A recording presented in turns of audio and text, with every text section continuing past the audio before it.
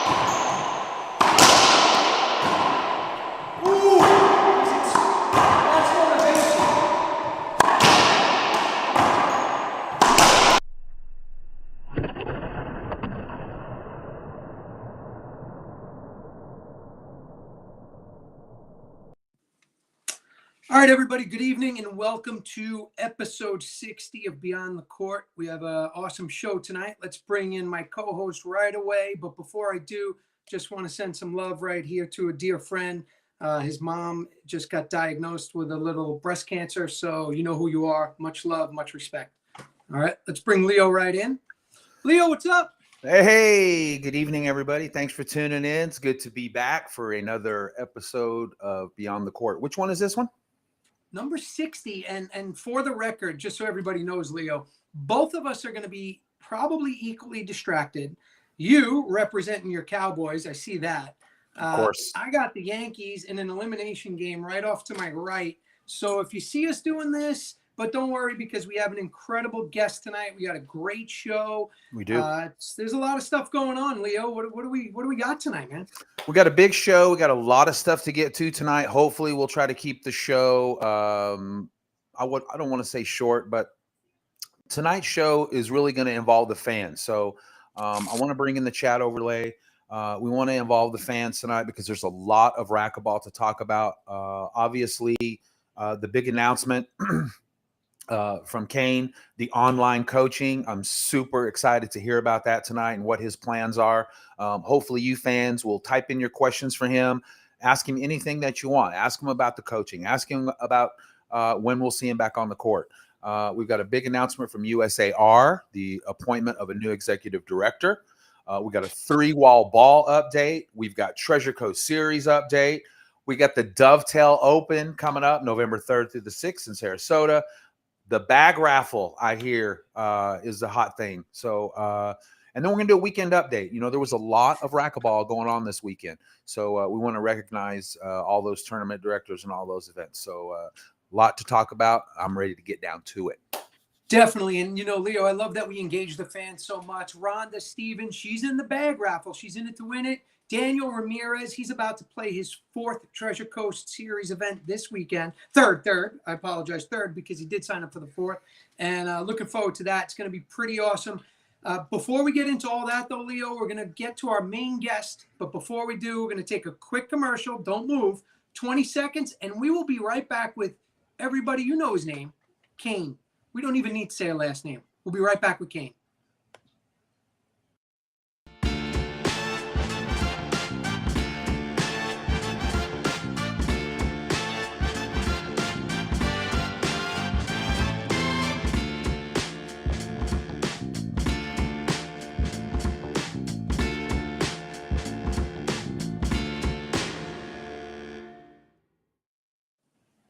All right, Leo, let's bring them in. Fans, players, chat room, let's get going because this is a good one.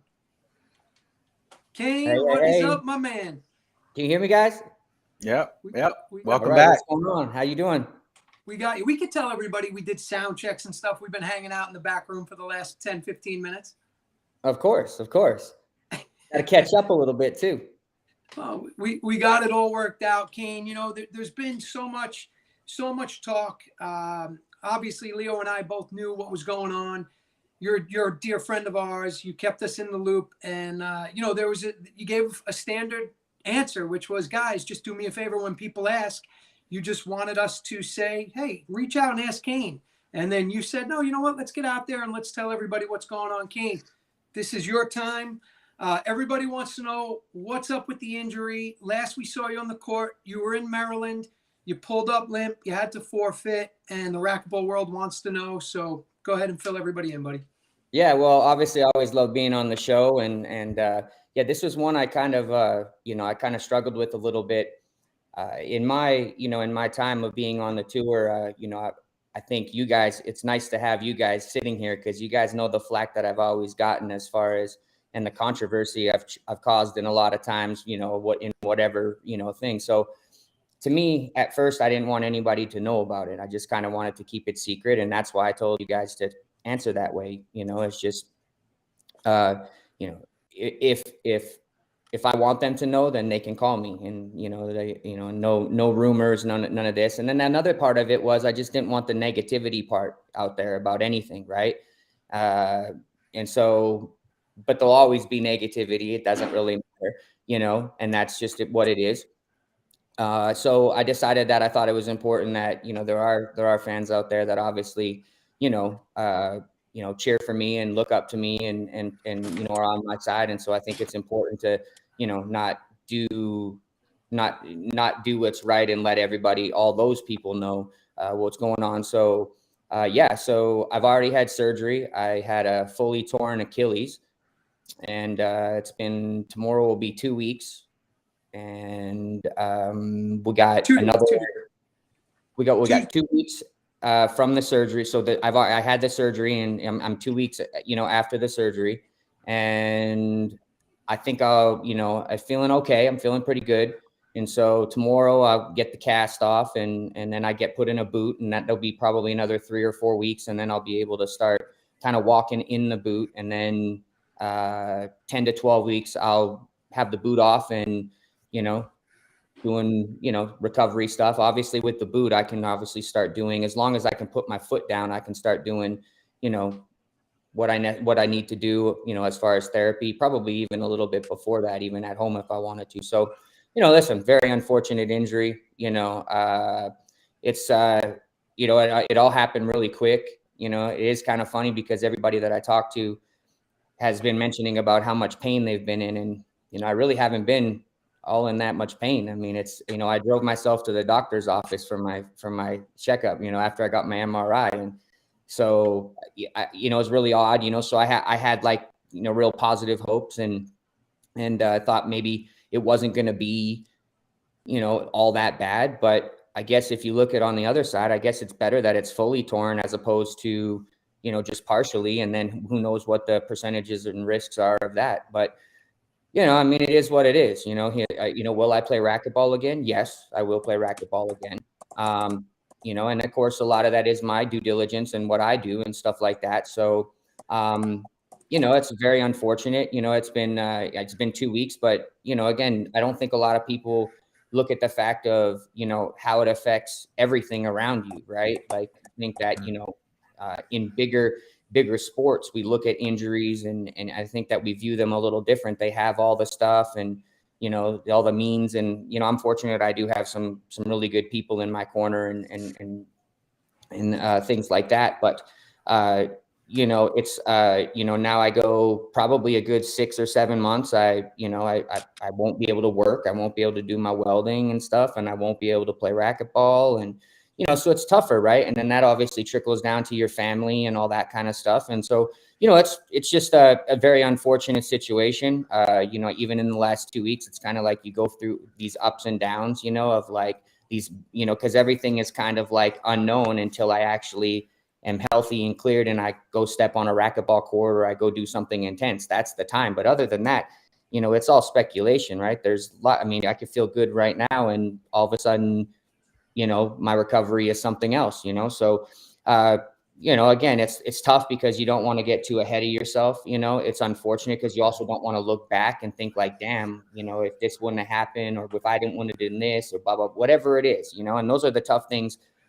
I think that, when you have small injuries, and this is my first like serious injury ever. Mm-hmm. So it's a little bit of a mental thing for me too, And so, I've never had to deal with something this serious. And so I'm starting to learn that it's really about more of like your mental, and it's hard, it's hard. I mean, I sit, everybody, Allie's got a job, and, as much as I'd like her to be there, and more and stuff, like she's got to still work and go to the office. And, sometimes I'm sitting at home for 2-3 days kind of by myself. And there's a lot of time to think. There's a lot of time which is good and bad, to be honest, and, but no, it's just, again, it's hard because it affects more than just me being on the racquetball court. There's a trickle down to it. And, if I sat at a desk and worked, like what we're doing right now, yeah, probably the impact wouldn't have been, so much.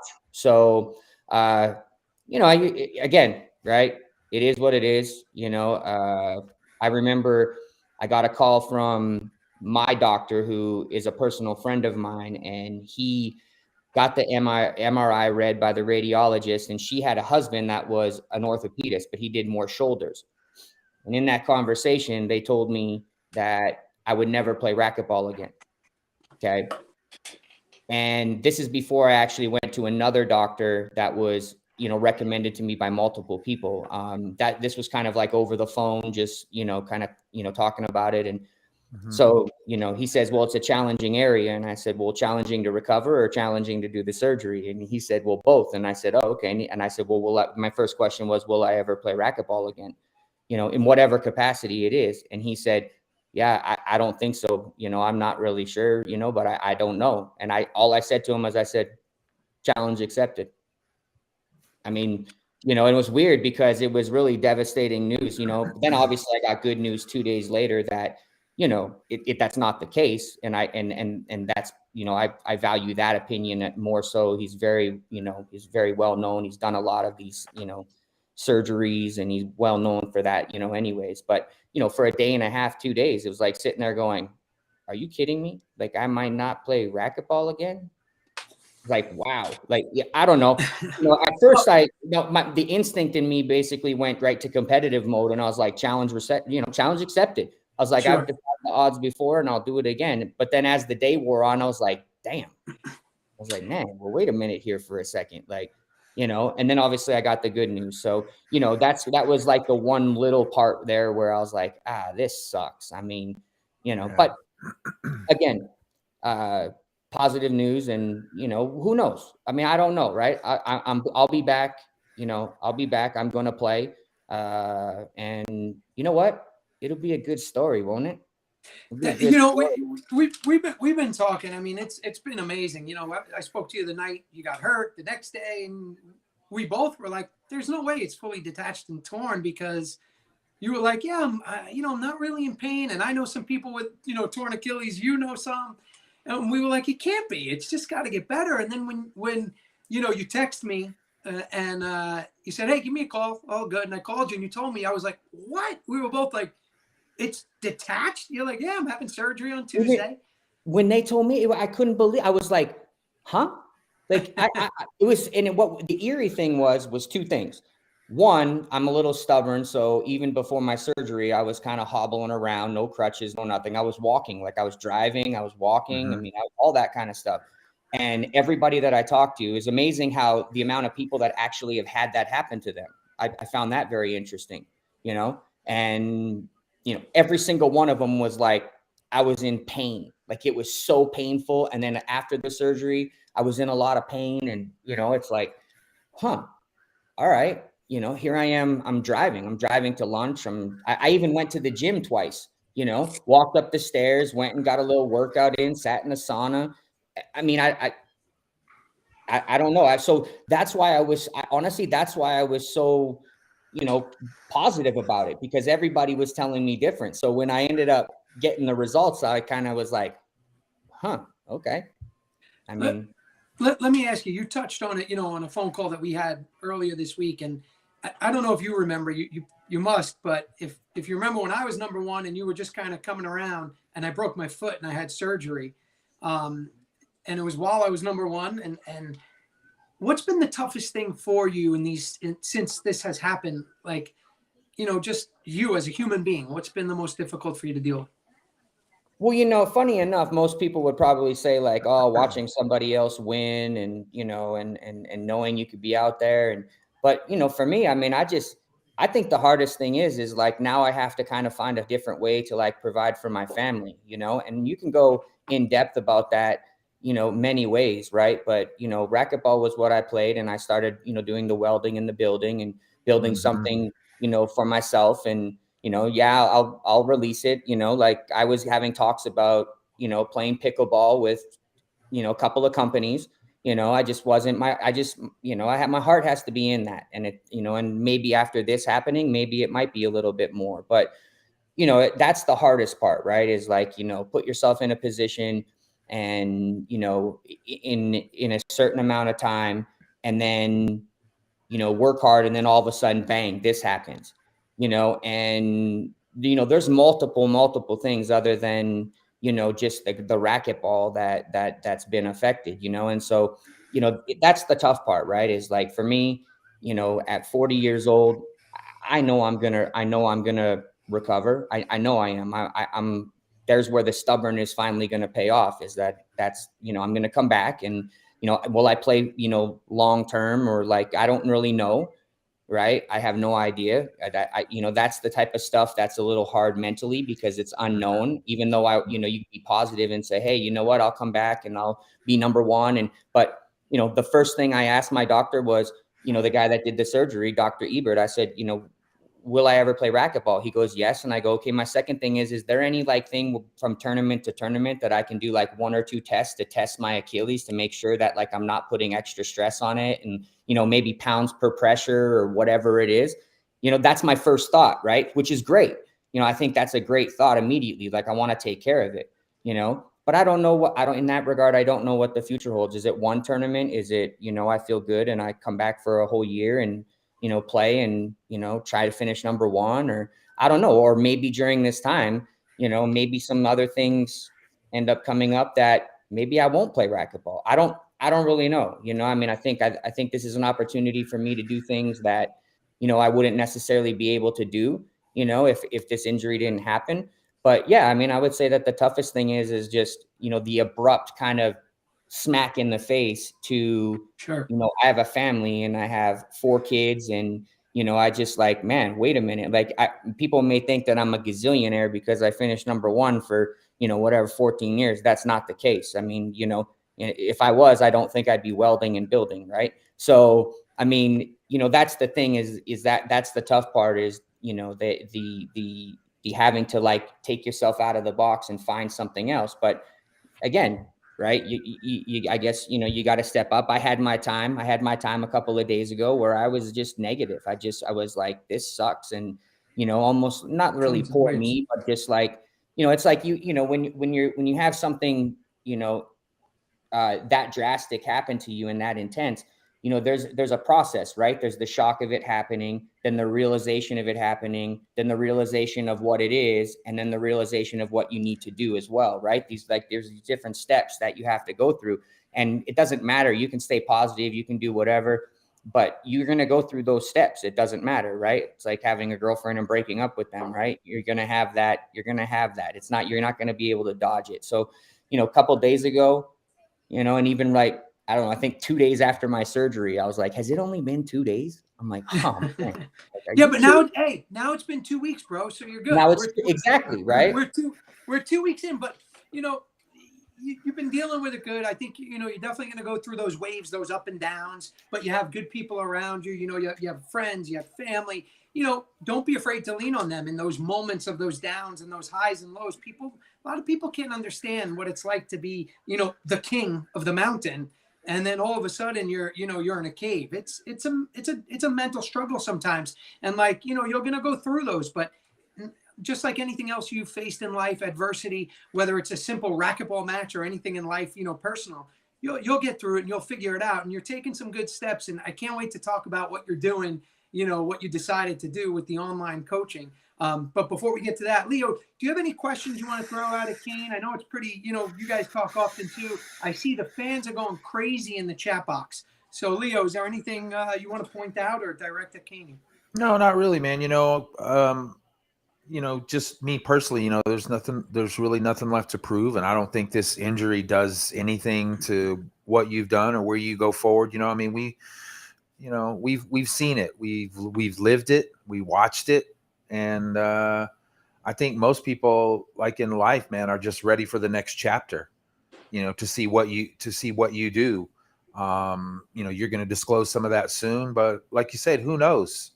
What could open up for you. And everybody always said the only person that can beat Kane is Kane. So kind of in that kind of way, but not to be negative at all. And then, like I said, I've been showing the comments from the fans all night, and like someone just said, besides your family and your friends, you do have fans too. You have a lot of fans. It's no secret. It's no secret that you move the needle in racquetball.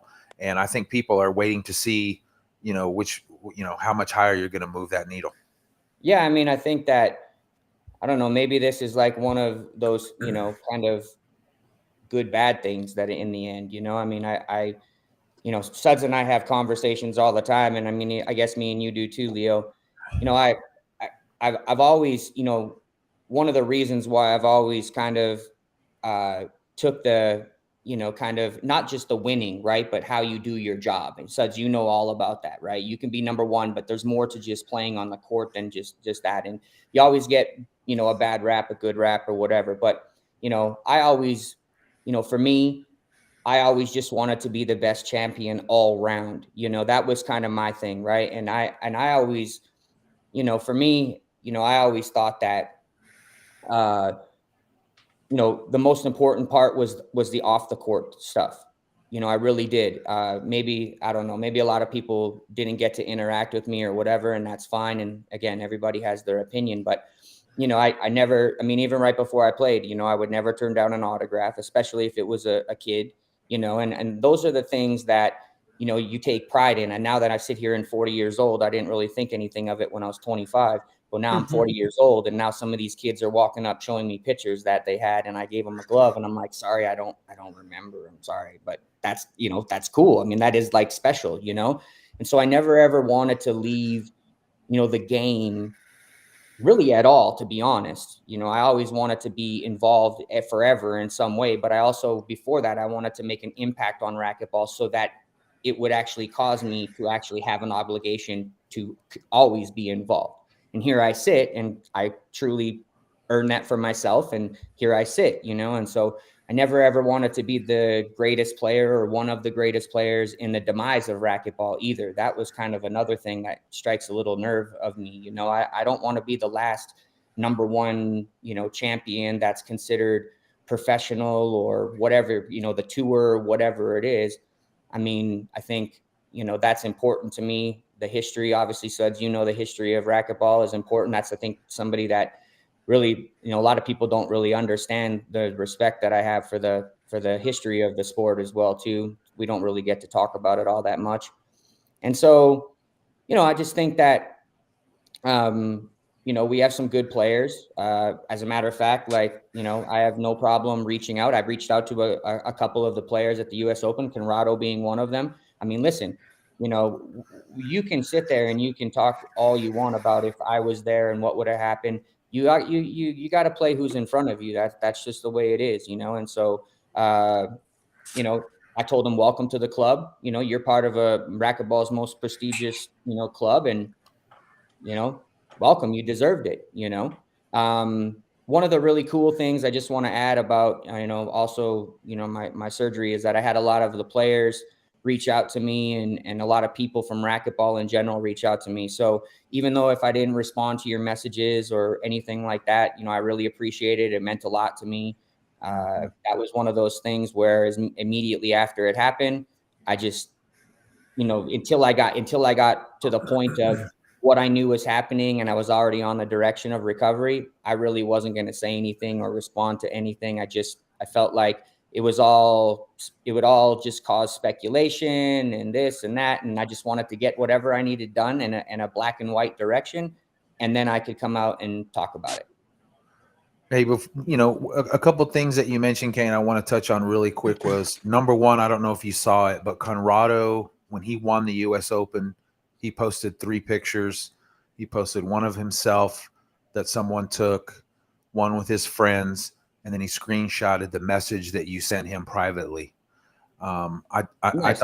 I thought that was so cool for him to do that. It meant that much to him. I mean, he could have shared anything he wanted, and he only shared those 3 images. And the other thing too, really quick, is, and everyone's online that's probably watching has their Kane stories, but I get to tell mine because, you gave so much to the Maverick Athletic Club for so many years.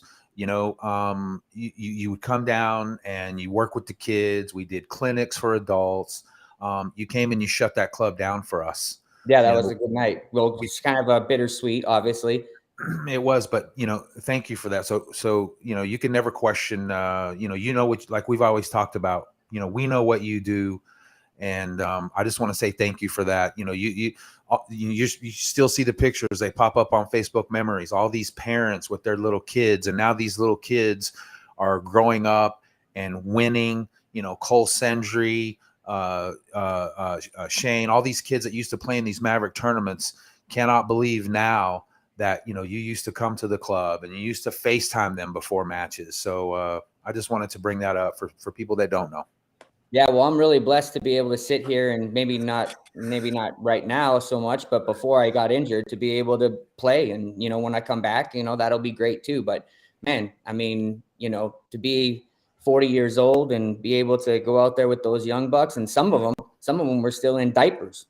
Some of them probably weren't even born. Some of them, it's kind of literally. Yeah, I mean, it's kind of funny. I mean, I'm honored, but I think that also too. What's been really odd, I think in my career too, as well, is that, and I think there's been a little disconnect because of, I guess, maybe how much I win, right? But I've always been welcome to giving anybody, any type of information, any type of advice that I can give. And it doesn't have to be racquetball. It's just about my experiences. I mean, there's a lot of things. I used to do my own contract negotiations. I didn't have anybody to do that. I had a lot of stuff. And so again, I'm not at the early end of my career. I'm at the later end. And yes, I want to get out of, the most out of the rest of whatever I have in racquetball. But I also, leaving your legacy is just more than what's on the court too. And so if I can help, any of these people, men or women, just doesn't have to be men or women, to help them further themselves. And, I am just a message away. I mean, I offered in the past, I had a lot of people, I offered, hey, if you want to come and train in the summer, come on. And Kane, you and I have discussed that. Leo, it's amazing how few, peers reach out or have reached out to learn or educate or even just pick brains of Kane, I know, of myself, of Cliff Swain, of Jason Menino, of John Ellis, of the great players. Maybe Rhonda's dealing with that now, but Kane and I find that it's I know Kane did it when he came up. Leo, I could tell you, man, Kane, he's a few years younger than me, a few more years younger than Cliff. I was nonstop picking Cliff's brain, nonstop talking to him, questioning him. I would go train with him. I would go play with him. And he says to this day, it's one of the biggest mistakes he ever made. He said was communicating with us. And Kane, same thing. You were always there. You always wanted to know more. You wanted to be filled with info. And, even though we knew you were one of the few, if not the only, that we were like, oh, yeah, he's it. He's real. We were like, we still wanted to give you that because we weren't afraid of the competition. But it amazes me, and Kane, do you feel that too? I mean, I know how you feel, but do you feel that there's lack of desire or interest from younger players to do everything possible to get better?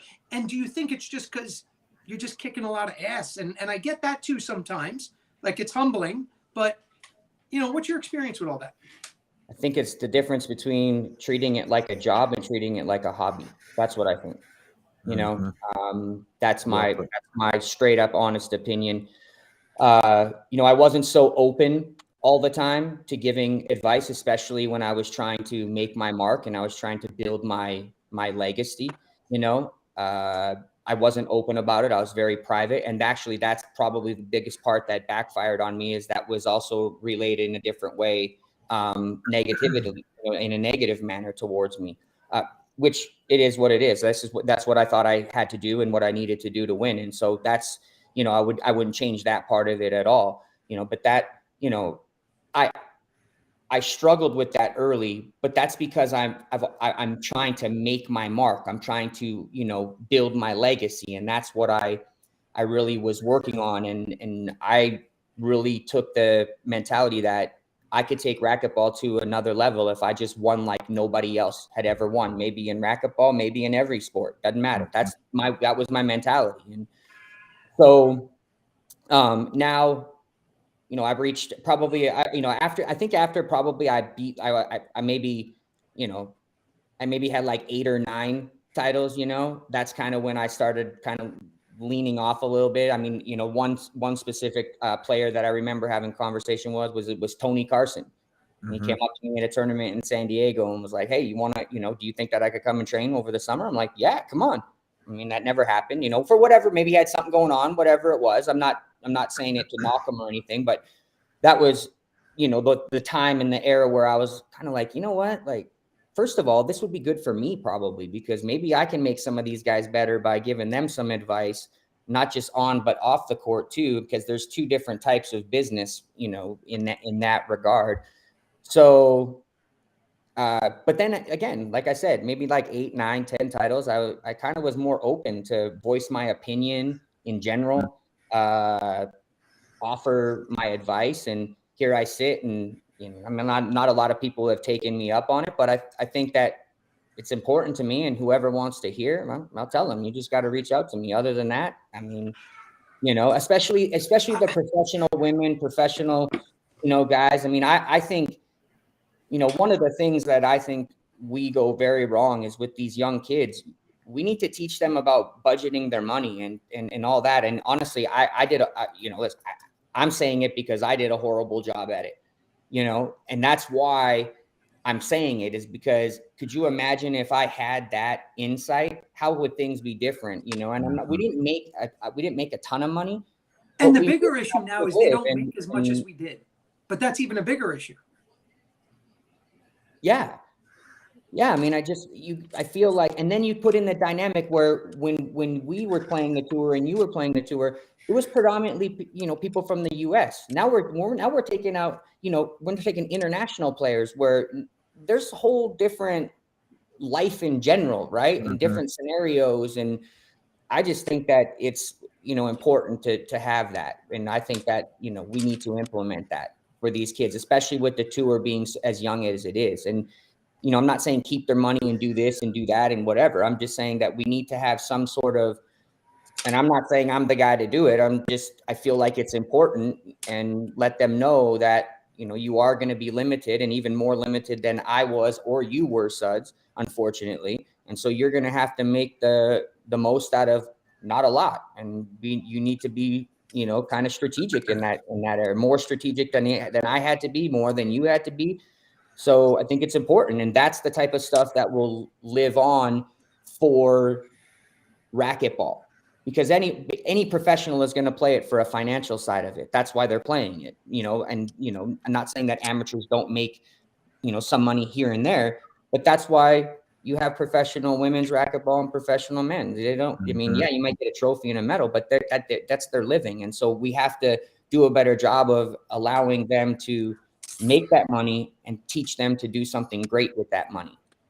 Yeah, I agree 100%. I think, you know, it's just part of society as well, Kane. I think that, you know, there's a lot more, it's a show. It's not treated as a profession. There's very few that you and I both look at, and, you know, we're not going to name names, that we look at and go, that person or that individual treats it like a profession, and they don't understand how it could help or hurt them. But, you know, that's a whole nother show we can definitely do. But Leo, let's get some questions from the fans that Kane can directly answer. Because again, I see it's going crazy in there. So what do you got, Leo? There's one right there on the screen from Brian. Brian says, given your injury while playing on tour, is there any IRT insurance or assistance? So actually, this is interesting because Doug and I had this conversation, 2 days ago? Mm-hmm. Right? Mm-hmm. The answer is no, they don't. And I go back to the tour being younger. A lot of these players are from South America, Mexico. Again, where is the protection for them? You know, I mean, I'm thankful that I have health insurance. I'm on Ali's health insurance. I can't even imagine where I would be if I didn't have that. I am very fortunate in that regard. And a lot of those other guys, you know, when you're 20 years old, 25 years old, 30 years old, even, you don't think about that stuff. You don't think about how important it is. First of all, it's confusing anyways, you know, the whole health insurance and this and deductible and that. Co-pays. It's just, you know, it's crazy. Referrals. But, so these kids, you know, they need something. Especially use me as an example, if anything, right? In that regard, I don't mind you using me as an example. Like, hey, listen, look at what happened to Kane. Hold on. We didn't have it before. We never really ran into this situation. So maybe we actually need to change this for the players, which I often go back to my instant thought when I talk about this, which I've talked about it a couple of times, is when we had the US Open and United Healthcare was sponsoring, why didn't we work some kind of deal into the United Healthcare that the players would get health insurance? I mean, maybe it was, and it just never came to fruition, but that's the first thing that always pops into my head. What happened with that? Like, I mean, you know, it touches my heart and soul right there. You know, what a lot of people don't know from a business side, as professional players, we aren't employees. We are basically contractors. A lot of us have our own corporations, as we learn. We have LLCs, S Corp, C Corps, whatever it is. And we're on our own. You know, we're on our own for all our expenses, our health coverage, all of that. But we do it because we love it. Just Kane and I, you know, speaking from the same era, basically, you know, we play professional racquetball because we love it. We loved it, you know, and I'm about to move on to a new chapter here soon, but that's not for tonight. We're not going to talk about any of that. And, you know, it's great because Kane and I have been talking about kind of, not to make it sound negative, but an exit strategy. You know, what's next? And maybe this shitty injury, quite frankly, is an amazing opportunity for Kane, in this case, to, okay, what's next? Because being a champion is going to come with whatever's next. It's going to happen. So, you know, right now, while you're sitting at home, and we're going to talk about the coaching stuff shortly, you know, that's a good point. It's the players are on their own. And, you know, it's something I know Kane, he holds deep to his heart is, you know, we've discussed players unions and associations, but quite honestly, we're nowhere near that right now. You know, it's just, we need racquetball to survive. And that's a whole nother topic. So I'm not going to get into that. Leo, let's give Kane another question.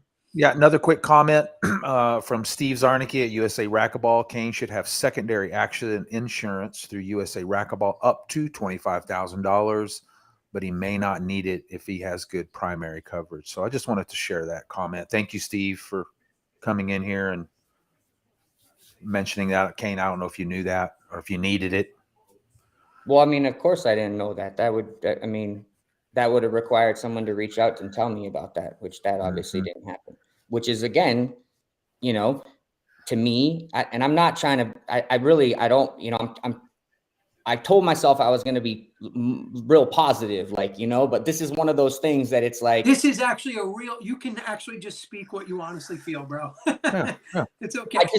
I don't understand. Like, is it my job to go find out whether or not, you know, this is the case? No, I mean, I'm not going to say either the USRA or the IRT, but come on.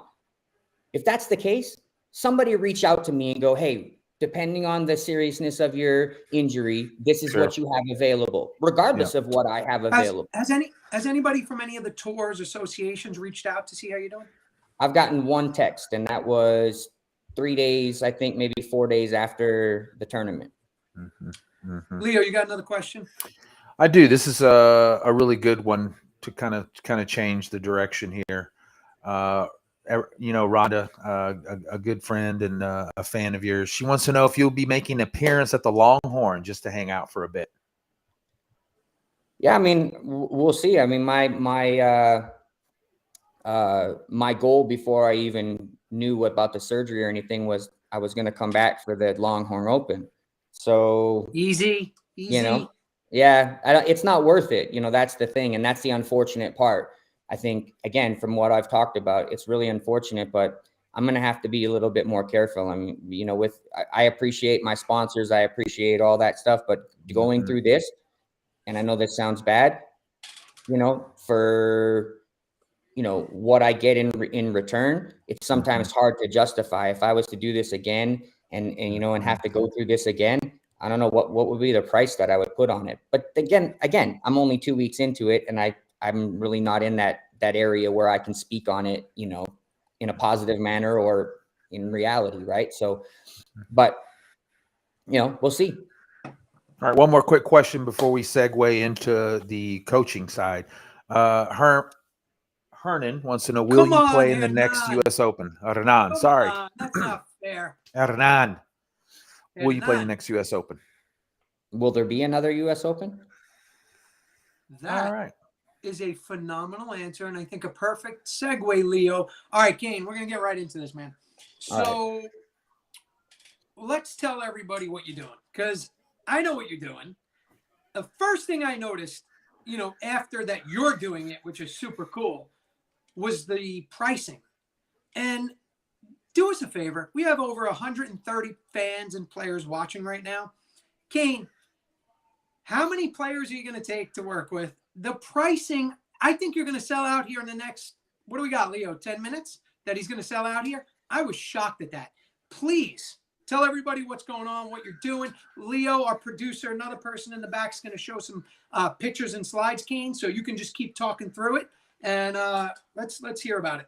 Yeah, so I'm going to lead into it with, for me, I've always looked at coaching a little bit different. And anybody that's taken a lesson from me or multiple lessons will know that. People that haven't will definitely not know that.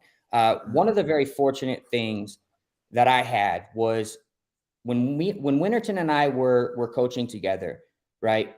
It was more than just about, just the racquetball. That was important, but you got to get along with the person. You got to respect each other's opinions. And so I like that feeling of that camaraderie kind of thing. Right. And so that's why it's always been hard for me to do this online coaching stuff, because I'm not in agreement with, you buy 1 month and then, you go somewhere else and I just jumping from coach to coach. Like, you need to find your coach, right? That's very, very important. A coach that knows what you need. Right.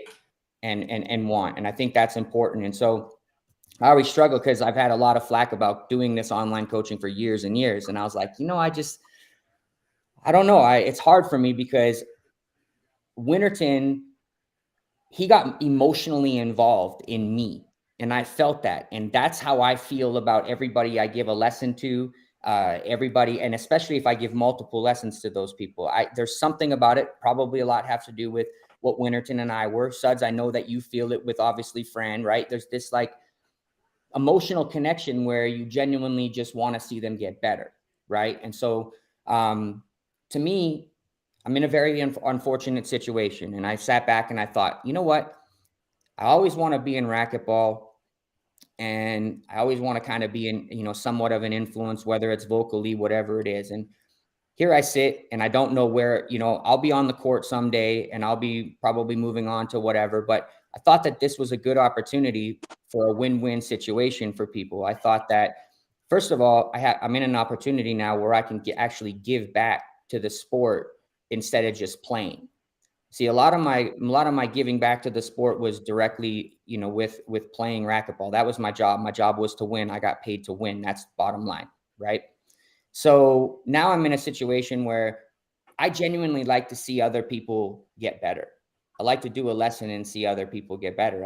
I do. And I would like to see all these other pros get better too. I mean, whether they play me or don't, whatever the case may be. And And so I have that emotional connection to it. And I thought that this would be a good opportunity, and maybe an opportunity that maybe might not come around again, where, you know, for the next couple of months, I'm not really going to be doing anything. People can get trained by me, and we have a bunch of cool stuff, you know, that we can do. And at the same time, I can still, you know, supplement some income as well too. And that's another thing that's interesting. And we talk about it again, shocker, Suds, you and I talk about it, you know, pricing and this and that. And, you know, it's like very hard because, you know, if you were to go get a lesson from Tiger Woods, or, you know, right. And then you mentioned the demographic of the sport. Well, that's a whole lot different. And there's an argument there. But for me, I just, you know, I can't just do it for free. You know, and I think like it's just that little like small window of like one of the things I really want to do is I'd really like to pick like 2 or 3 juniors and then do some online coaching with them, you know, but I want them to be, you know, not the beginners. I want them to be someone that's trying to make a mark and just maybe just got there in their junior career, or just about to step up somewhere in that area that I would, you know, and that'll be in the future right now. But yeah, I thought it was a win-win for everybody, right? It was a win for me that, you know, obviously I can give back to the sport, and I can at least, you know, make a little bit of income while I'm not able to do anything. And, you know, people get the interaction of me and them. And that, you know, kind of was one thing in my career that wasn't really around. Right. So I think it's cool. You know, I think it's cool that, you know, I got a couple of cool ideas, but I want it to be, and that's, we go back to the number. Okay. I struggled with this because I don't want to overload myself. Right. But I want to be able to make everybody I can better, but I want serious people. That's the thing. I want serious people. And I mean that, like, and if it might cost me a couple of people, fine. Right. And if I don't reach, let's just say my mark is 10 and I don't reach 10 because of it, that's fine. That's not my thing. My thing is that, again, not that I have anything really better to do. It's not like I can go run and train and do a lot of stuff, but I'm not going to waste your time. So don't waste my time. Make a commitment to me and I will make a commitment to you. And that's just the bottom line. Right. And so I want to make it in almost an intimate setting where there's not too many, you know, people that are a part of this. And, but then again, having a lot of people a part of it isn't that bad either, but I'm just getting into this. So there's this fine line. I mean, the first thing that I immediately came to was 10 to 15 people. Right. And if that number is, you know, the first 10 to 15 people, and if it goes over, well, then I'll have to make that decision. Right. But I think that would be a good number for me. I can sustain it throughout month to month. Right. And it takes a lot. People don't realize it takes a lot of time, a lot of sitting in, you know, you're in front of a computer, Kane, you're communicating constantly. I know you're going to get into this now. And, but your pricing is so worth it. And I'm not kidding. I mean, can I sign Veronica up right now? Of course. Yeah. Thank you. And I'm not even going to ask for the family discount because your pricing is so good.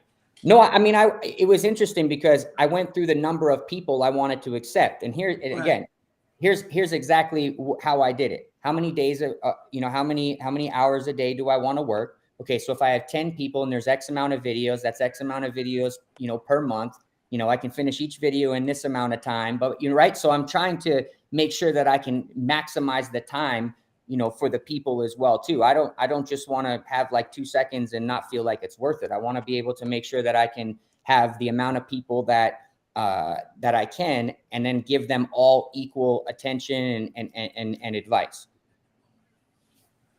All right. Yeah. So yeah, as we're showing the images here, tell us where people can go and find out the information and get signed up. Yeah, kingkanerb.com. I think it's right there on the front page. You just click and that's really it. And so to start this out, you said you're only wanting to work with the first or at least 10 people, right? Well, so here's the thing. I got a lot of people that reached out to me, and I struggled with this because I really appreciated when I put that out. I didn't realize I was going to get the response that I did. Some people may say that that's stupid for me to think, but that was just me. So, those people that messaged me, I tried to think like, hey, the people that immediately messaged me, should I give them first dibs? Should whatever? But I would say this, the easiest way I can say this is the people that ended up messaging me, message me back. And if you're really serious, then you can have a spot. That's pretty much how I kind of view it. Right. Because I did say, message me and let me know. And so the people that were like interested, or even the people that were like, hey, how much is it going to be, what it's going to entail? Again, if you guys are interested, just send me a message and, we'll end up, putting you through if you still want to go. I think that's a fair way to kind of go about it. Because when I originally put it out, I just said, message me. And so all those people that were messaging me, and I'm sure there's some people that are going to go, no, that's not for me or whatever. And that's, that's fine. No big deal. It's a steal and a no-brainer. Sorry, Leo. I wanted to see what your response to Jeff Wright's comment here. It says every single pro on tour should be reaching out to Kane for coaching. He has mastered this game. What's your response to that?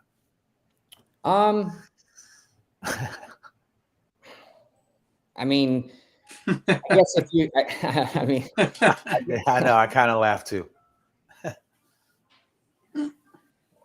What was that? We lost. And that's a wrap. That was, by the way, we got hacked. There it is. Dang. That was perfect timing. Yeah. Too bad that didn't last longer. I could have skipped the question. I mean, here's another one from Leon. He says, why aren't the pros not reaching out to Kane for lessons? Let me interject. One time I remember a player that they said, I think, Kane, you might have been standing right there. And their answer was, oh, well, I can't afford you. And I said, how do you know? You didn't even ask. That's the thing. A lot of players, Kane, they don't realize we might just say, just come. Just come. I think also too, there's also this there's kind of like this like gray area, right? Where we compete against each other. I get so that. There's this competitiveness. And then on top of it, you put the fact that, I win the majority of the times against the people. You're trying to beat me. But at the same time, let's use a little bit of sense here. Why not? If the best ever is telling me, hey, come and play with me, why would I say no out of pride? Why wouldn't I go play, get my ass kicked? So when I play him in a tournament, I can learn some things, maybe find something out of that would be, I mean, listen, I never got asked by you and Cliff to ever come and play. So I'm just saying that right now. But to your point, I used to play with Cliff. Like if he said, come to Boston and play, even though I'm obviously a huge Yankee fan and we're winning 3-2, I was like, oh my God, I'll be there. When do you want me there? I'll be there early, waiting with bells on and open arms. And then to your point, and again, maybe we're giving a little too much. It wasn't just about the on-court stuff. It was about how he went about it, how he goes about it. And I know you're a big fan of Cliff and what he did in the sport. And he was a big, he played a big role in both of us as far as how we carried ourselves and really treated it like a profession and a professional sport. And, it's pretty amazing that it's disappointing sometimes, isn't it, to us that, just you never know, just ask. Well, maybe they don't like us, and that's okay. But I still want to get better. I want to go win. A good example is look at tennis. These guys have hitting partners that they play against each other. I mean, again, maybe it's because the amount of money that we make or don't make. You can go either one, right? Maybe that's what it has to do with. So every dollar is important. Where those guys, they're all making millions of dollars. So who cares? Let's go hit the ball. I finished second to you. Well, okay. I mean, whatever. I still made, 750, 1,000 or whatever it is. So maybe that's a different mentality. But I mean, for me, I have to at least like you and get along with you. I'm not just going to have you, ask me questions and do this and do that. What I mean, and that's kind of like where I go with the coaching stuff is that, I have implemented the things that I'm going to include. Yeah. But anybody that, again, that's done a lesson with me, it's never 1 hour. It's always an hour and 15, sometimes an hour 30. It varies based on how I interact with that person as well too. I mean, I'll always be respectful and I'll give them time, but there are some people that you just, you just vibe with a little more or a little better. There's nothing wrong with that. Nothing wrong saying that, I don't think either. So, I kind of want it to be that intimate group. And I don't know. I don't know if I will ever do this again. Maybe if there's good, if I have some good support with it and people are getting a lot out of it, then maybe I might continue. But right now, if you like it, here's if my you opportunity. enjoy it, if you enjoy it. Kane, tell everybody, because all right, so we're gonna show a screen here. We got Merlin's in the back room. All right. Tell everybody, give them a Cliff Note version of this right here, what they can do. And Leo, we're challenging a couple fans right now online to sign up right this second. And Kane, you better tell us. So Kane, tell them what they get. What is this all about right here? Yeah. So 3 months. I'm not a fan of the whole month-to-month stuff and all that. I think that you need to at least give a little bit of time to be able to get acclimated to who's coaching you, their style, and then implementing it, right? And so I think that, month to month and one lesson or whatever, I don't think that it is really valuable. I think you need a longer period of time. So it's 3 months, it's $400 a month, and that includes 3, maybe 4 video analysis, 2 drills, 2 playing. Also, I'm going to do 2 calls a month, to make sure that, verbally we're talking and making sure that you're implementing.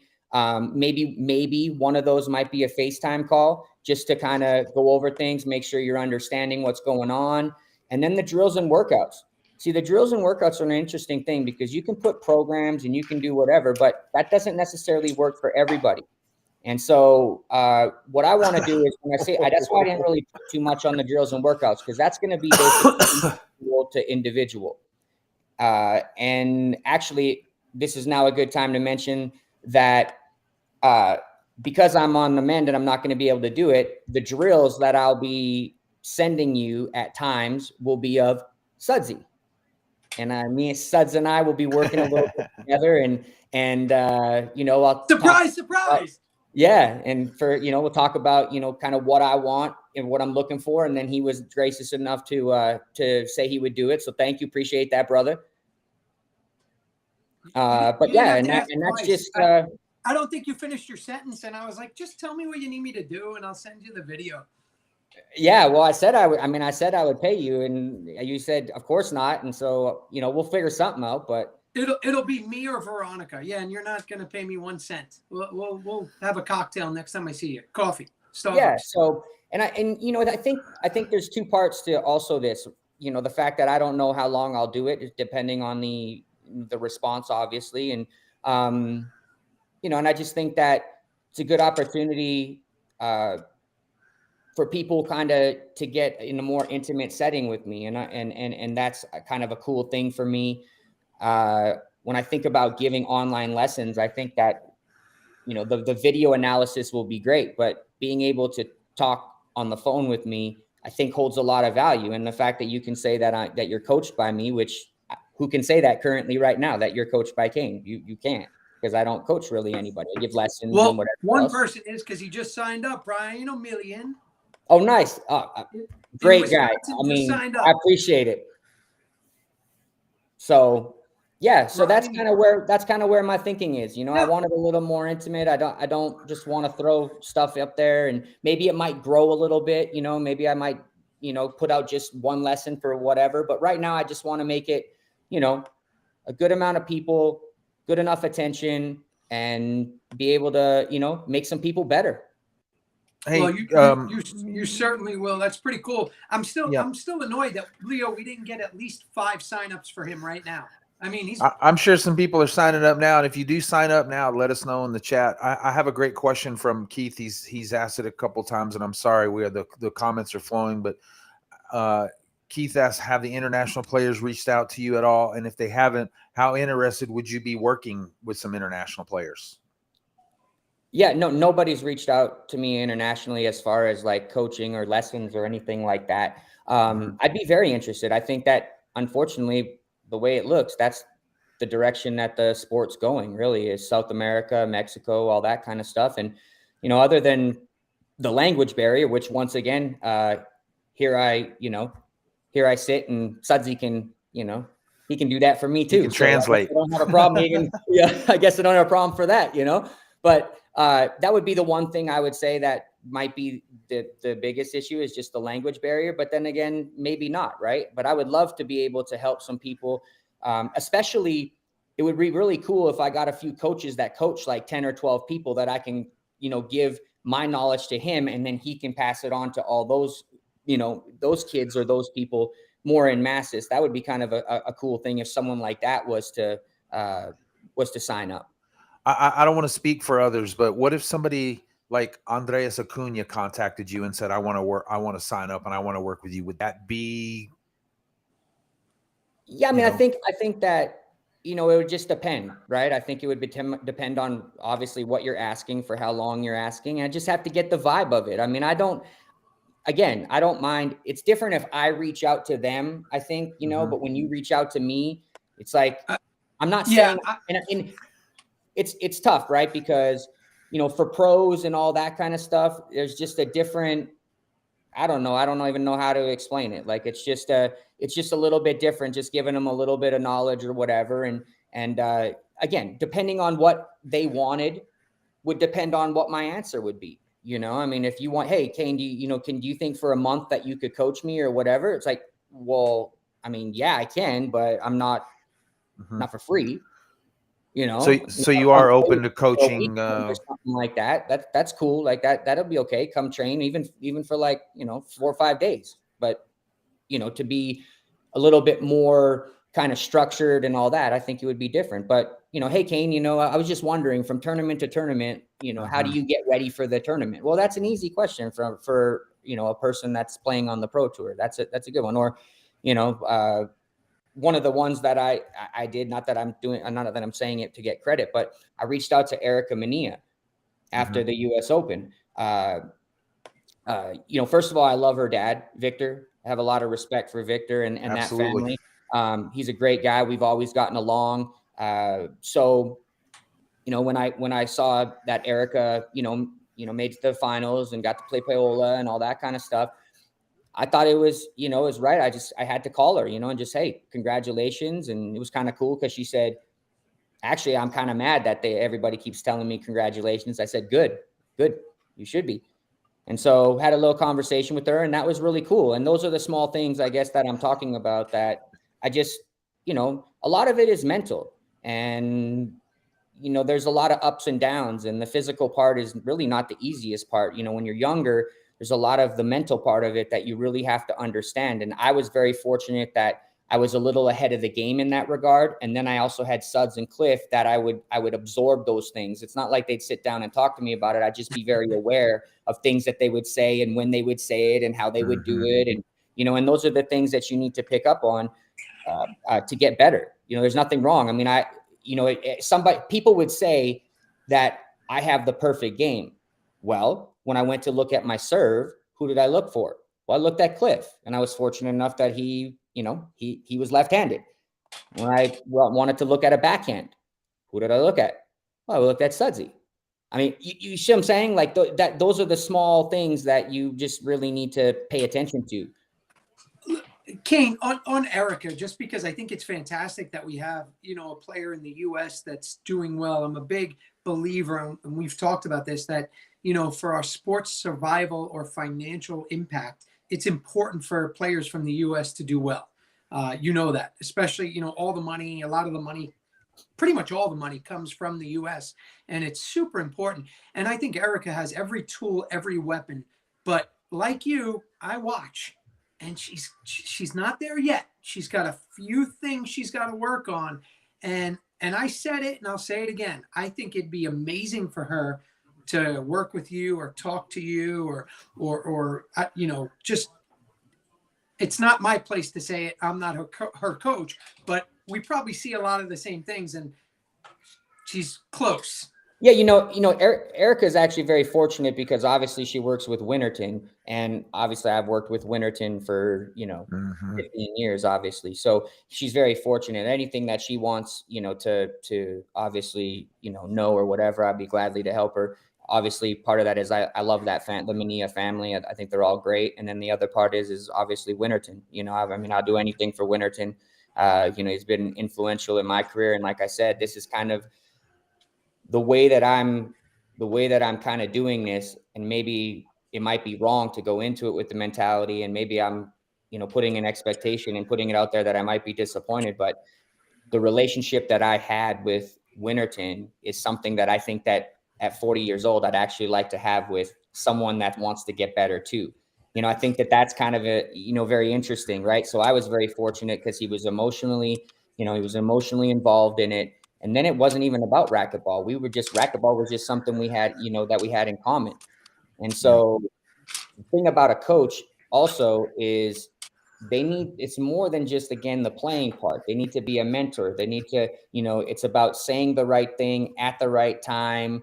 There's a lot to do with it. It's not just, oh, hey, take a timeout.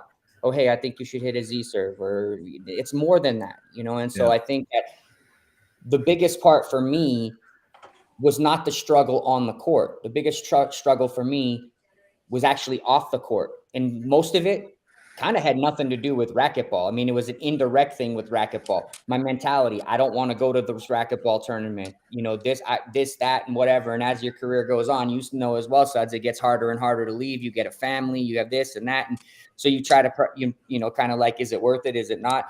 That is where it's very, very important, to have a coach that understands the right thing to say to you at that time. Yeah, Kane. I mean, it's so true. I've been doing the coaching thing a little longer than you, and we're talking about it. But for me, coaching is three things: it's trust, communication, and confidence. All the other stuff is easy. Anybody can teach anybody how to hit a forehand, how to work feet, how to hit a backhand, how to, well, I don't think I can teach somebody how to have the hands like you, but it's about that trust, communication, and confidence. And to me, that's what I really learned since I took on a heavy role in coaching on and off the court. And, and I think, you're saying all the right things, and, the mental strength and conditioning that's necessary to not have Kane disappear like that out of nowhere. And he's Leo, back. What's going on back there? What's going on? I have no idea. That's amazing, right? That he got dropped. You gonna bring him back in? There he is. There he is. I don't know. That, that Kane, that mental strength and conditioning, and really teaching, or like we said, helping them understand the who, what, where, how, when, why, right? Like, it's not about don't skip, get your serve in. At this level, it has nothing to do with that. But then as I've worked with players of all different levels, I see it's really the same thing. It's just a different ability level. Percentage of the both that you have to juggle out. It's just that trust, communication, and confidence. Well, and I think you're going to be amazing at it. I think it's an amazing opportunity for anyone. And that's why I went with the 3 months. So I was going to do all this, 1 month, 3 month, 6 month, and I was going to do all this other. And I thought, I think 3 months, you can get to know somebody. They can get better. You can give them enough of your time. They can give you enough of their time that you really get to find out if this is for you or not. And if it's not, no offense taken. It's okay. No big deal to me. Right. I wouldn't want, obviously I shouldn't say no big deal, but I wouldn't want it to happen. But if it happens, it happens. It is what it is. I don't get along with everybody, nor does anybody else get along with everybody. So for me, I just think that 3 months is a good amount of time. And with what I'm actually offering, it's enough time to be able to establish, a rapport, a relationship, know kind of how to approach the teaching with you, how to do the drills and workouts and all that kind of stuff. 1 month, I just don't think that, I just don't believe that you can really get the most out of it. And if you go 6 months, I think it's too much of a commitment. I think it really is for something that's really an unknown. Again, anybody can talk about the price or whatever. This is what I think is fair. I didn't go over. I didn't go on. This is exactly what I thought in my mind was fair. And I'm okay with it, you know, and so that's pretty much it, you know, 3 months and you know, I'm excited to get ready and do it. Well, Kane, before we let you go, you know, Leo, do you have any final thoughts, any final questions? I know the fans, I mean, there's so much, you know, we could just go on and on and on, but me personally speaking, you know, to any player or fan watching, this is an absolute opportunity. Kane, I want you to text me when you're done with this and just tell me how many new signups you got from this discussion, because Okay. man, I would be all over it. I don't care if you're, you know, a beginner or a professional. This is an opportunity to work with Kane, and the stuff he can teach you and he can help you understand is going to make you better no matter what, whether it's one lesson or 20 lessons. Jump all over it. Again, Kane, to your point, it's not about the price. You know, if we were talking pricing and this was tennis or golf, it might be $4 million, $400,000. I see that you know, you got 2 signups already. And here's the other thing that's important, Kane, that everybody needs to know. And then, you know, we're going to let you, your final thoughts. You're only taking, you know, about 10 to 15 players. So, you know, what's the last message that you kind of want to give everybody as you're recovering from a fully detached torn Achilles and you're going to be out from competing and you're going to get into the coaching? You know, what do you want to tell all the players and fans? Because honestly, bro, I have a feeling you're going to lock this up and it's going to be done tonight. Yeah, I mean, that would be awesome. I would appreciate that, and that would be, you know, very humbling for me for sure. I just, you know, again, I wanted to try and make it something different, and I know that just me doing it is something different because I haven't done this, right? And I think that's really cool from my side, and I hope that's cool from the, you know, other people's side as well too. Yeah, I just want to, I know it seems the same. Like I said, you know, I wanted to make it somewhat different. And so even if the little plug too is, even if you sign up, there are a few other little things in there that, you know, you kind of get that I'll kind of do as well too. But I just want to make sure that the people get the most out of it. They love it. Yeah, maybe get to see maybe a little different side of me, but I can guarantee you that I'm going to make you better. I can guarantee you that. You know, I think that, you know, with Winterton and the time I spent with him, the time that I went, you know, I've played a lot of generations of racquetball, and how the game has evolved and how I've evolved my game. You know, I'm excited to kind of give, you know, other people different insight. There's a lot of times where I'm talking to somebody about something and they're like, I never thought about that. And I would laugh because I would say to like Allie, we're walking out, and I'm like, it's so funny because that's so natural to me. I just didn't, that's like, you know, so those are the things that I would like to pass on, you know, to other people. And again, you don't have to be a professional in this regard, right? Like, let's talk real quickly about level. You can be any level. What I want committed people. I want people that want to get better, are willing to work. I get it. Everybody may, you know, have their job and do whatever. I'm not asking 40, 50 hours on the court, but I want you to be serious about it. I don't want anybody to waste my time. Right. And I'm not going to waste anybody else's time. So I want people to get better. And I have this time to hopefully give them some insight that, you know, maybe they might not have. So I'm all for it. I think it's exciting. And I've come, you know, to realize that this also is an indirect way of obviously helping the sport. I mean, obviously, you know, me not playing hinders it, but now I can't do what I was actually best at. Now I have an opportunity to make everybody else better. That's kind of a cool opportunity. Yeah, it's amazing. And I think it's super cool that people get to work with you, and it's an opportunity, right? Like, there's just not another sport. You know, Kane, you love hockey. I love golf. Imagine being able to call, you know, Tiger or call Wayne Gretzky or say, hey, let's work together. It's just not possible. So before I let you go, you know, we got to get that foot up, man. You know, you got to detach the Achilles. I know you got to get it up at some point. Leo, any final thoughts before we let Kane go?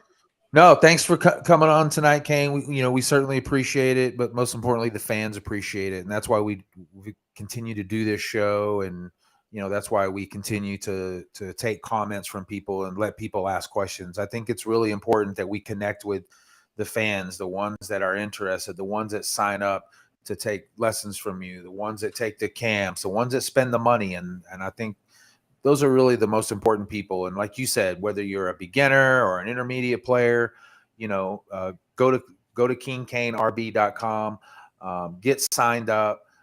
You don't even have to tell us how it is, because we know exactly how it's going to be.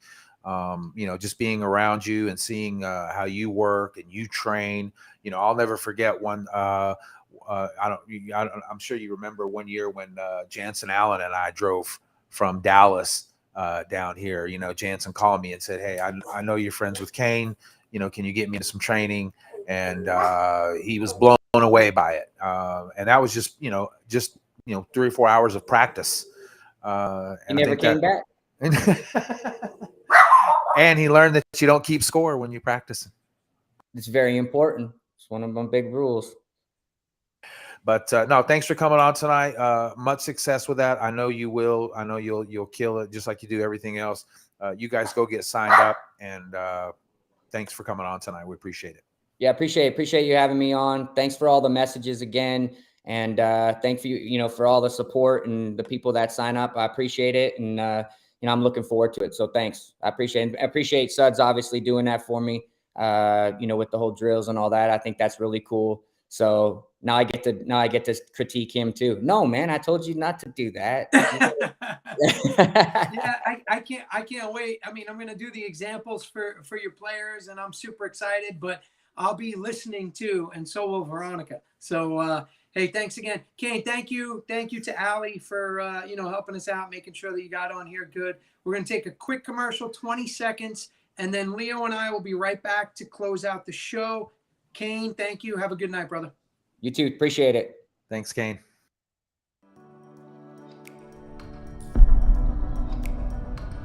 So we exist. Racquetball is an amazing sport. It helps you obviously physically and mentally, but it helps you in life in general. And definitely say that you should all go play.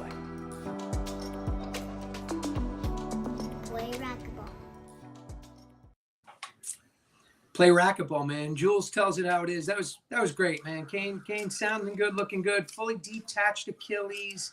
Surgery October 4th. I'm sure that was a surprise to a lot of the fans and players, but he's on the right path. He's going to be doing something different, and what an opportunity. So if you can do it, take advantage of it for sure.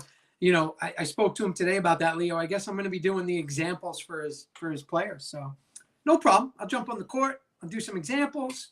Veronica can do them too. Whatever. We'll see what happens. But they'll figure it out. It's going to be good stuff. So, yeah, went a little longer than we had planned, but it's always good to hear from the King. We don't get to hear from him, and we may not hear from him as much because before he was playing, and we would get to recap and follow up with him. So it's always good to hear from him. We probably could have let him go even a little bit longer. The chat was flowing, but yeah, let's see if we can kind of run through the rest of our topics. Let's do it, because I know you got your Cowboys. How are they doing, by the way? I'm not watching that. I got the Yankee game on. Yeah, my boys are, they're an uphill battle. It's 17-0 Philly.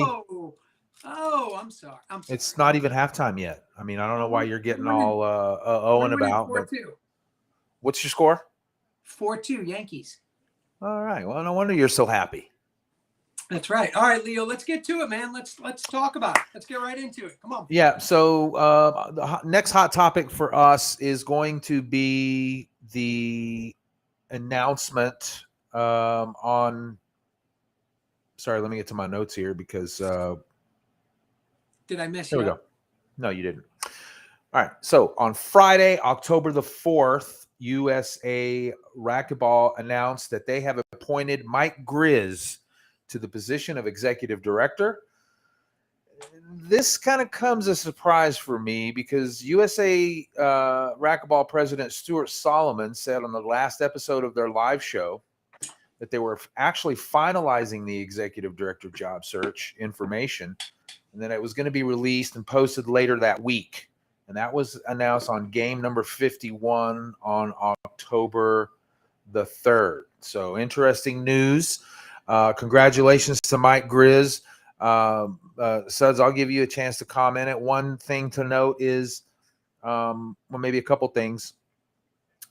Grizz accepted this position, and if you go read the press release, you can go to USARacquetball.com. It's right there on the main page, or you can go to their Facebook page and you can read the whole release. But Mike Grizz took this job without pay and without benefits because he felt like this was something that he could do to give back to racquetball. Grizz has a nice resume of racquetball. You can go read that also. Former president of Texas Racquetball, NMRA, CEO of the IRT. So he does bring the experience that is necessary to do the job. But the big question will be, Suds, can he do the job? Yeah, I mean, listen, Mike Grizz, good friend of mine. We became close over the past 12 to 24 months. Him and Karen doing some great things up there, his wife.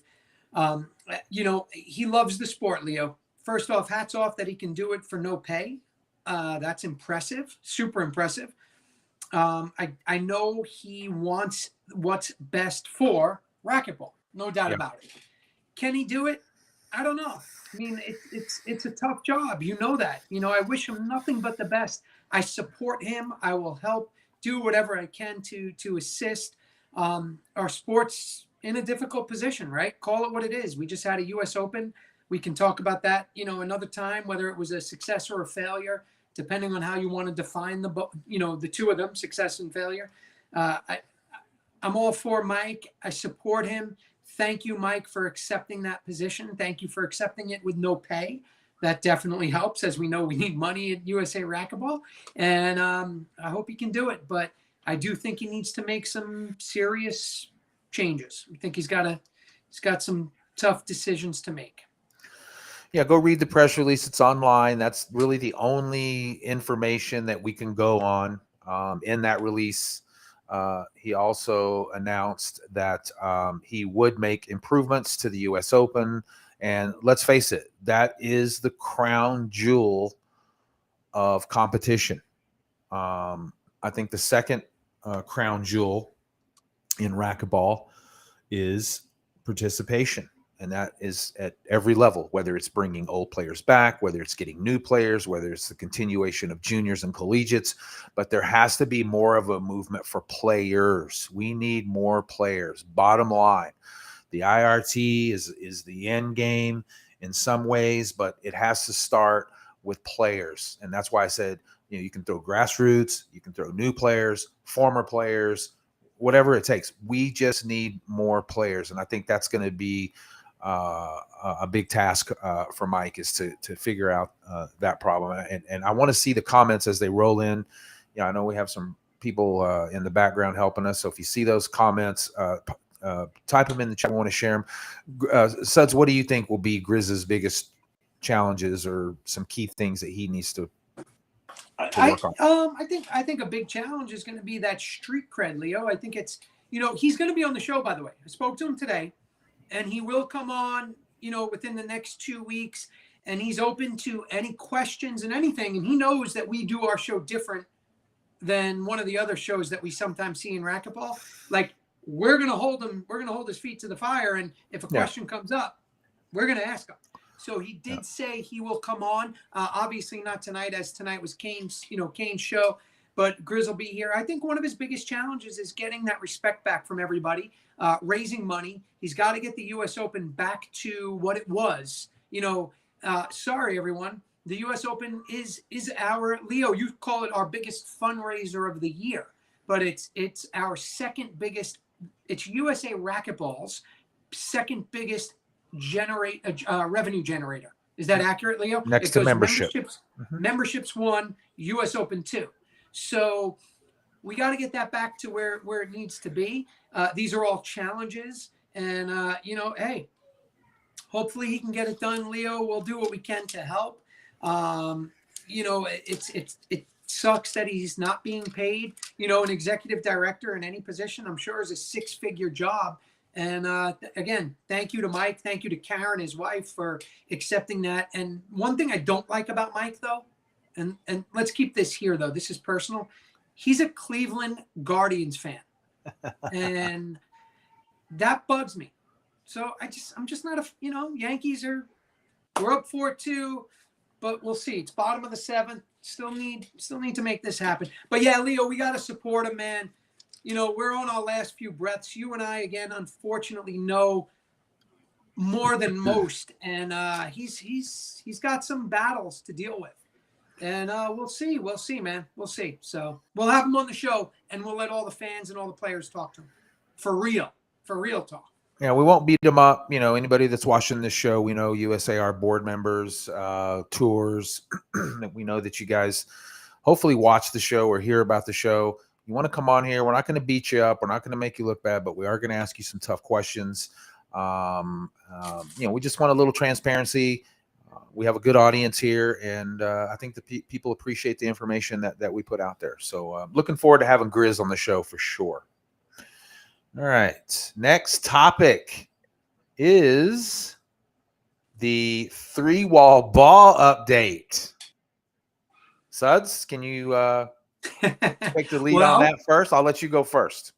I of course, you and I are going to be there, which is pretty awesome. One of the things we're going to do at the KWM Gutterman 3-wall ball in Vegas next week, by the way, Leo, not this weekend, the following weekend, you and I will be coming to everybody live from Las Vegas, and that's going to be pretty damn cool. Now, a couple updates. Number one, I went from not playing any divisions to 3 divisions. So I need to personally thank, because I can't thank him enough, Keith Miner and KWM Gutterman, as we know, right?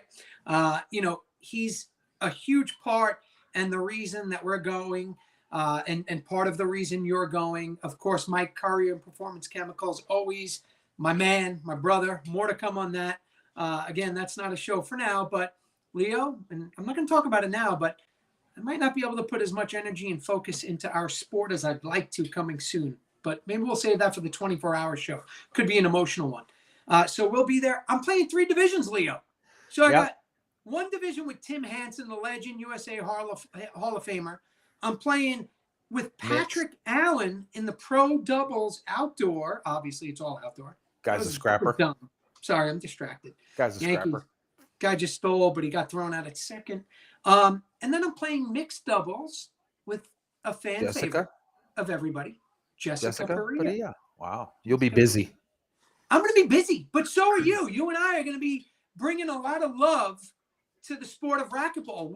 Leo, what are we doing out there? Mike Coulter's doing an amazing job. Let's get Merlin, our back producer, to show some pictures. Tell everybody, Leo, what to expect. What are you and I doing? And what's going on out there? Come on, man. Yeah. We're going to do a nightly recap. That's going to be fun. Yep. I hope you guys never get hearing us talk about this tournament, and because we're going to be doing recaps also when it's over. But this could be the tournament of the year, especially since we've all been to the U.S. Open. We've been to national singles and doubles. We've been to junior nationals. We're getting close to the end of the year here. And this could be the tournament of the year. And I think it's shaping up to be that. Right now, the 3-wall ball is still taking entries. They're at 363 players right now. You can still sign up online. I think there's just a small late fee because the deadline's already passed. I'm looking forward to it. The Strat in Las Vegas.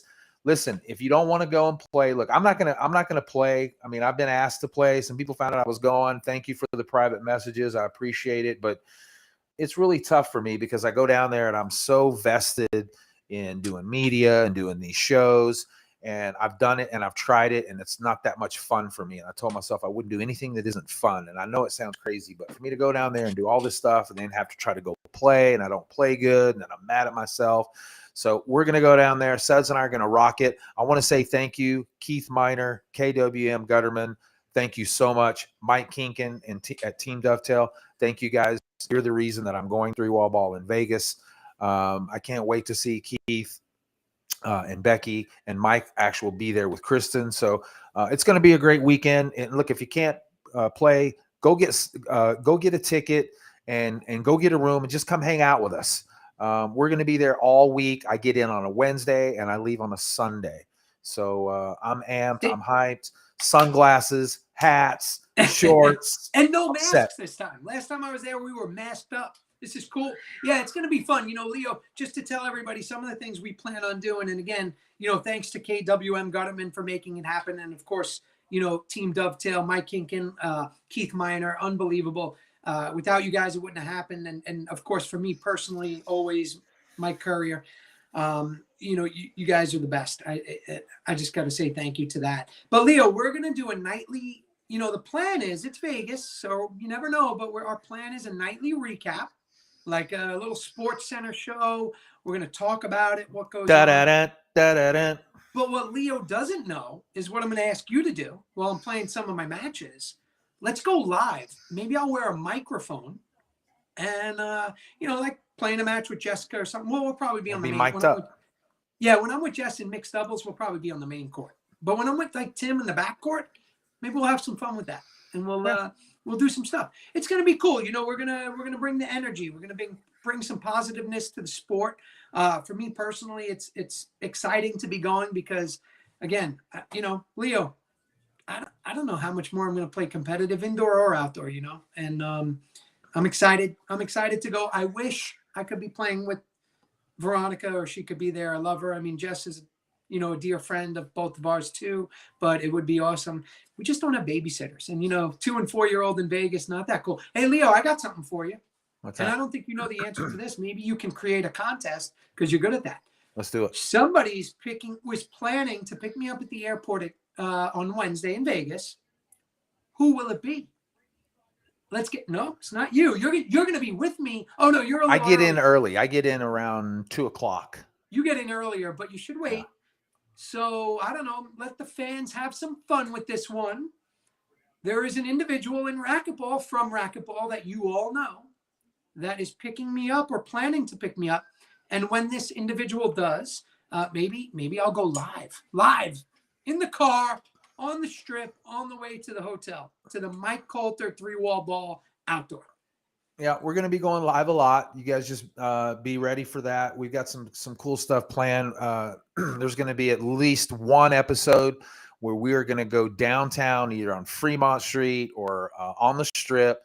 We're taking a racket and some balls. We've got some fun things planned. We may even be taking, you know, maybe some $10s and $20 bills and challenging people to some fun stuff. But we're going to bring attention to racquetball, and we're going to be trying to send as many people as we can over to the Strat that week. We're going to promote the heck out of racquetball. And, you know, I'm just going to be honest with you. It's because of 3 people. It's because of Keith Miner, Mike Kinkin, and Mike Coulter, because without those 3, I'm not going to be able to go down there and do this. And Suds, you too. I want to say thank you. I know you were also talking to those individuals and those sponsors. So thank you also for getting me to Vegas. Yeah, no brainer. And again, you know, those guys, Mike Coulter, Keith Miner, Mike Kinkin, Mike Courier, for me, you know, I can't thank any of you enough for enabling us to do this. And of course, you, the fans, you know, Leo, I don't know. We'll come up with some different games and shout outs and, you know, hey, who wants to It's going to be fun. this morning? You know, we'll go live. But yeah, we're going to bring some exposure to racquetball. We're going to bring it to the strip of Vegas like you've never seen in the hotel. I don't know. It depends what they let us get away with. But it'll be fun. And yeah, Carmine Cacavalli, old school New Yorker, my friend, what's up? Miss you, love you, great times. Thank you for not being so easy on me when I was a kid and making, you know, me the player I am and helping me become the player I am, having thick skin. But yeah, we know all about the strap, but come on, man. I'm from New York. Don't worry. We got this. So yeah, it's going to be fun. Leo, I'm excited you're going to be there. It's going to be a great time. And it's going to be good for all racquetball fans and players and everybody there. So thanks again, everybody. Thanks for making this happen. Yep. Thank you so much, everybody. All right, our next hot topic, trying to get through these, is the Treasure Coast Racquetball Series number 3 sold out. That was in your best. Hey, if everybody knows JT Arball, Leo, can you give us the best JT impression? You do it good. Hey, so Leo, tell me, how is the Treasure Coast Series Event 3 doing? Sold out. Perfect. It's just That's good. JT's awesome. So yeah, we're sold out on the event number 3. Next weekend. What's that? Next weekend, right? It's this weekend coming up. This Or weekend. I'm sorry, yeah, this coming weekend, yeah. This coming up, we're sold out. Here's the cool thing. Number 4 already, which is in November. We have over 30 players. We can only take 50. So how do they get signed up? Go right now. Go right now. It's right there on the ticker. Check it out. Leo, that's a cool ticker. So that's for number 4. 3 is sold out. Get into number 4 right now. There it is. If you want to get in, you better get in now, because I'm telling you, it sells out. Just go to my website. Go click number 4 and 5. Can I let the cat out of the bag, Leo, that we're probably going to move number 5 to a 4-court facility, not too far, which will enable us to double the entries. But get into number 4 right now. It's a great event. It's super fun. It's old school. We're hanging out. We're playing ball. I'm doing constant clinics and teaching and talking. And I'm not going to lie. Kane and I did discuss it. Like, maybe he'll show up at one of these events. Just walk in and we'll chat a little bit. So, yeah, it's going great. It doesn't happen without the sponsors. You see the sponsors right there. Frank Hotels, Performance Chemicals, Team Dovetail, KWM Gutterman, Angels on Earth, Sal and Dee Perconti, George and Amy, Chris S. We're not going to say your name. I just want to say thank you. I love you all. Most of all, thank you to all the players. Veronica, this Treasure Coast series has been amazing. And Leo, you know what's super cool? You know how many people have already asked us, hey, you're not going to stop at 5 events, right? You're going to keep going. And we'll see. Like I said, there's news from me coming here in the future about, where racquetball is going to fall on my totem pole of priorities. But that's another show, Leo, right? And, thanks to you for all the help you do. You do a lot of stuff, man, that people don't realize you do for us, in the back end, whether it's website stuff, whether it's R2 stuff. Not that we're using R2. Some promotional stuff. We appreciate that. Thank you so much. Thank you. And, Thank you. We You're appreciate that. And, yeah. Thanks. There's others. Chad Bailey, he's probably online watching, Chad, man. Thanks for all your help. And Leo, you haven't met him yet, but Keith Lewis. Keith Lewis is our co-director. And my man Keith Lewis, right here from Florida, he does an amazing job. And you know what's cool about Keith? And we're going to bring him on and we're going to meet him. You're going to see he's somebody that he's a successful businessman outside. Mm-hmm. He wants to get more deeper and heavier into racquetball. So that's pretty cool. And we'll see. Rob Lyons, I see you. Thank you. Mike Courier, right there, buddy. It's Awareness Month, but much love and respect. And we might have Mike on the show too, Leo. So anyway, yeah, we go should get signed up. Get into number 4 right now. Leo, I think we got maybe 15 spots left. Come play a cool tournament. It's right before Thanksgiving. It's a lot of fun. We're going to compete, and then you get a free lesson from me. So that's pretty cool. And Wayne says it's in Vero Beach, Florida. Right there, Wayne. Go to sudsymunchuk.com. Go check it out. You'll get all the info. I know we have I got a player from Ireland coming for number 3. I have Brian coming from Wisconsin in number 4. So somebody from Seattle, my dear friend Frank Hotels is coming. So get out here. Let's go. Come on. Yeah, these tournaments for everybody that's out there watching, and most of you are ballers. If you're in a small town or a big town, this is a testament that shows that with just 2 courts, you can still have a tournament. Some people make excuses, but you guys didn't make an excuse. You guys brought racquetball back to that area. Somebody just commented, this is what the fans needed, and this is what we need. This is what we would love to see. This is, what we do. We want to see growth. We are racquetball. So if you have questions about how to run a tournament, reach out to Suds and I. I help them on the back end. Like I said, I help with setup. We'll get you going. If you don't want to sanction it, you don't have to. Suds has proven that. Maybe USAR would reach out to you or anyone else to get you to sanction him. But if they don't, you can still do it. And you can do it with just 2 courts. And I know it sounds crazy, but you could still run a tournament with 1 court. So don't let anything stop you. Reach out to Sudsar if you guys have questions about tournaments. Yeah, Leo, appreciate that too, because when I was talking about it, you were one of the people that told me, yeah, you can do it. You kind of educated me on how many people, how much court time, how many hours you need. And again, Chad Bailey and Rob Lyons also played a role in that too. But you're a but a lot of the fans don't know, man. You've run over 200 tournaments, so, yeah. 200 tournaments when racquetball was kicking ass at the Mavs. The Mavs, a famous racquetball club in the history of our sport in Dallas. So, thanks for that help and guidance, because honestly, I didn't know, when I first did the Pro Stop, Veronica and I did the LPRT tournament. I was like, how can we run an LPRT with 2 courts? So we can actually do it with 1. So if you're out there and you want to build 1 court, we can have some amazing events, build an optical spectacle, and we'll make it happen. So thank you again. So get in, sign up, sudsymunchuk.com. This weekend is sold out, but you can get into number 4 and 5 right now, Wayne. Leo, what do we got next? Next hot topic for us, the Dovetail Open, November the 3rd through the 6th in Sarasota, Florida. Core SRQ is the facility. It's a full IRT Pro singles and doubles and amateur divisions. Right now, I think we're at about 103, so we can only take about 17 more players.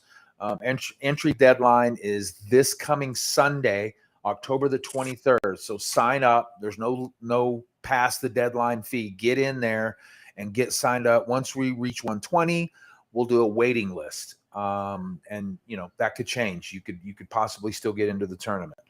I have some late breaking information to add that I think we are going to have a special old school racket division doubles. Ooh. Yeah, old school rackets. I think we're even going to try to find like a black gearbox ball that doesn't play as hot. Yeah, breaking information that I'm getting on my phone here. So that'll be a lot of fun. Also, the pro doubles. We were kind of unsure about the availability of that, but I do want to say thank you to Keith Miner, KWM Gutterman. They reached out and they wanted to make sure that we had pro doubles. So thank you, Keith. Thank you, everybody over at KWM Gutterman. You guys are awesome. You're amazing. And then we have our, we have our sponsors there that you can see on the screen. We want to thank all of them. Donald Williams, Accounting, Jim Heiser over at the World Singles and Doubles. Of course, Penn, the official ball.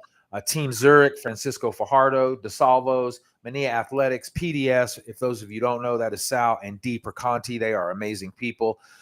The Florida Racquetball Association, State Farm, Rod Van Dyke, and then you can see our other personal sponsors, Moshi Man, Tom Obama, Gene Fry, the Lee Knudsen family, and the Jacksonville crew, Frank Lopez. So thank you guys so much. We are still looking for a few more sponsors. So if you'd like to join us, just reach out to myself or Mike. Suds, are you going to be at the Dovetail Open?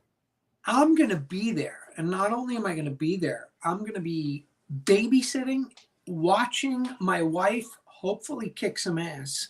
That'll be fun because she's been training, Leo. You see me. I'm always talking to you from the club, and we're working out and training. So we will be there. I will be there. I'm not sure if I'm playing yet. We'll see what happens. I know there's pro doubles. Thank you to KWM and Keith Miner for that. And of course, Mike Kinkin. Man, running a pro stop it's just difficult, but we do it because we love the players, we love the sport, and we want you, the fans, locally and online, to see the best players in the world. So that's why we do it. I can tell you this, and I promise you, the ROI is nothing to write home about. It's not like we're pocketing. I wish, Leo, I say this all the time. Don't you ran tournaments. Don't you wish you can sit here and go, guys, run a pro stop, run a tournament. You're going to make thousands of dollars, because then all of you would want to do it.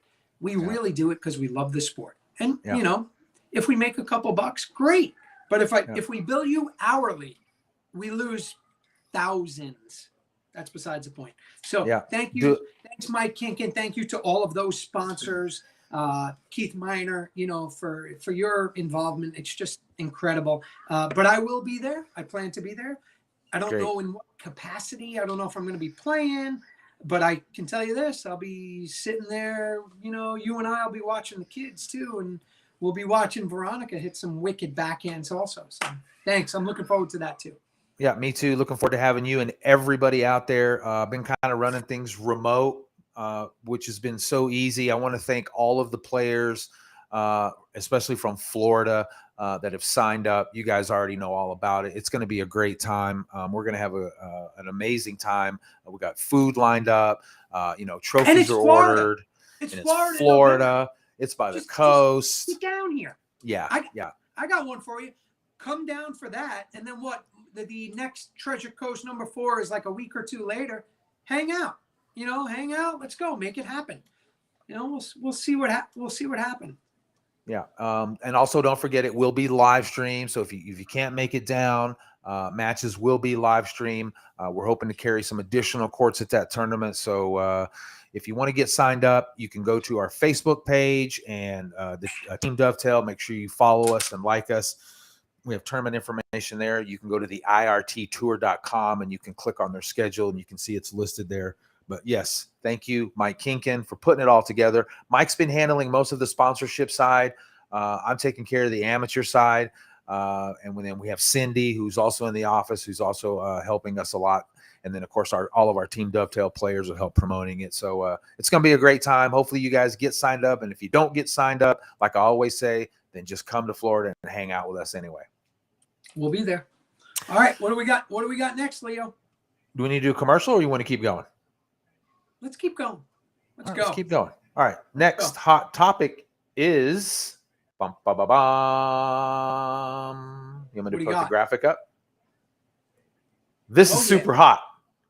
This right here. I like when you tell them. You know what? I was surprised when I went to the athlete page and I looked and I saw my sister's name in an entry. My sister, Nikki, entered the raffle, the bag raffle for this bag. What it is, this is so cool. And you can correct me if I'm not giving out the correct information, but you only had so many of these bags made, and that's it. So once they're gone, they're gone. It's a bag raffle. 1 ticket, $10. 3 tickets, 27, 5 tickets, 40, 7 tickets, 50, 10 tickets, 60. Obviously, the more tickets you buy, the better chance you have at winning this bag. It will be hand signed, sealed, delivered. We're going to do a live drawing so that you guys don't think that any shenanigans go on. And I think from what I heard, Jules might be doing the drawing. Is that correct? Well, she might, but you brought up a really good point. You know, what if she reaches in there and grabs too many tickets? Yeah, I don't want to run into that. So maybe, just maybe, we'll have a special guest appearance by my lovely wife, and Veronica can reach in, right? I'll show a couple of the entries, right? Like these are literally the entries, some of the entries here. Okay. Just sign up. I write your name on it. We drop it in. How do they get signed up? Pick 1 ticket out. What's that? How do they get signed up? So right now. I want to go right now. Go ahead. You tell them, you got to send the Venmo, send the Zelle. I'm going to literally handwrite your name on these tickets. I'm going to send you a photo of it, and you're going to go right in. Let's show Merlin. What do we got? You're going to go right in here with the other guys, right? I'm not a good sprinkler, Leo, but I know you said you want to sprinkle. You got a good chance. Whoa. And you're going to get in there. You get a chance to win. It's super exciting. Helps us. We're going to get this bag out. It's a custom bag. We didn't have too many of them made. It was brought back by popular demand, and we're gonna give it to somebody out there. Can we do a quick contest before the show ends? In contest only. Go for it. You're great at that. So you got your Venmo up, right? Oh yeah, I'll get a notification. What if somebody goes on right now and buys the which one, the 5 or the 7? Let's do a special on the 5 or the 7. Go ahead, you pick. Let's do the 5. I trust your judgment. Let's do 5 tickets. If somebody goes online right now and goes to Venmo and does 5 tickets for $40, would you give them 1 ticket free? Right now. Got to do it right now. Yes. Right now. Next. So And I see Merlin's got a good question. Let's get this out there too, right? He's popped that question up. He says, Michael Long says, where does the money go? Everybody wants to know where the money goes, right, Leo? It goes towards the shitload of expenses that I have and we have. It goes towards everything you see. It goes towards the travel to the service. The Restream service is not free. You know, I guess I don't. What's the right answer? Oh, it all goes to charity because we're a gazillionaires. No, it goes to the cost of the bags. Helps with travel. Helps with other things. Michael, I hope that answers your question. Is that? I like your honest answer. Could I be more honest? I mean, you know, there's times it also goes to Leo. A lot of times, you know, I'm making various donations, Veronica and I, to different areas in our sport that we don't post, we don't publish. Sometimes they do. They say, thank you, Sudsy. Thank you, Veronica. But, you know, that's where it goes. It goes right to there. Everything. Leo, I love what you say, right? When we run tournaments or we do things, everything costs money, right? Yeah, thank you for the people that donate. You know, Suds and I have talked about this before, and you know, we've kind of drawn the line as far as asking for money, because we don't want to get on here and just keep asking for, you know, stars. So we figured we'd do fun things, contests, because there's a value and it's fun. So, you know, if you want to participate in it, get on in there, get those. Where was it? Sorry. There it is. 5 tickets, $40. Venmo is Sudsy M, capital SUDSY, capital M. Or you can do Zelle. Zelle's very safe. You can see the Zelle there. It's Sudsy at sudsymonchik.com. 5 tickets, you get an extra ticket. Contest ends on November the 11th. And we're going to that's going to be fun. We're going to do a live show. And we're going to pull that ticket in front of everybody. So they're, you know, it's going to be cool. And it's a great bag too, Leo. It's a great tournament bag. It's a great bag for whatever you need. And you know what my favorite part of the bag is? The back of it, where it says right there, racquetball. So when you're walking through the airport, you're walking through the club, you know, we've all gone through it, right? Ready? Oh, what do you play? Tennis? Oh, what do you play now? Pickleball? We're like, no, look, says it right there. Racquetball. Racquetball. I like it. Get in there. Go get one. Leo, if anybody gets in the contest right now. Got your Venmo open? Yeah, it's open. Can you open your Venmo? I'll get an announcement. You know, I'm a pro racquetball player. If $1 comes through, you get notified. $1. What about it gets notified. Okay. All right. Having a little fun. All right. We're going to close the show up here with one last topic. This is a topic that Suds and I definitely wanted to touch on. And it is, once again, the fans. There were 6 to 7 tournaments this weekend, Suds. I don't know if you knew that. Did you know that? I saw there was a lot of action going on because I saw a lot of great posts. I saw a lot of people posting photos at events. But it is good to see some positive stuff going on. And yeah, I mean, look at that. I think that one was ASU, right, in Arizona? Actually, Appalachian State. I'm sorry. ASU, Appalachian State. Ron Forrester, thank you for posting that photo. There's 2/3 of our team Dovetail Lady Doves, Holly Scott, Kaylani Lawrence, and Brenda Lime. They played in the W. Ray Williams Fall Open in Midlothian, Virginia. Big shout out to Eric Watkins for putting on that tournament. Jamie Torres, thank you so much for sending in, or I'm sorry, for posting some photos. They were at the, let me get this, that was the same tournament, the Ray Williams Fall Open. There you can see there, Momo Zalata, Mario Mercado, they also played in it. And then we got some photos from the, let me see, the Broward County Senior Games Racquetball Tournament. Rick Bernstein over in Davie, Florida. Big shout out to them for putting on a tournament this weekend. There's Jamie Torres, the 2022 Tournament of Aces Court Sport Classic. Jerry Josie put on a tournament out there as well. There's some more from the games in Florida. Moshi Man, big time baller as well. And then there's Rick behind the desk.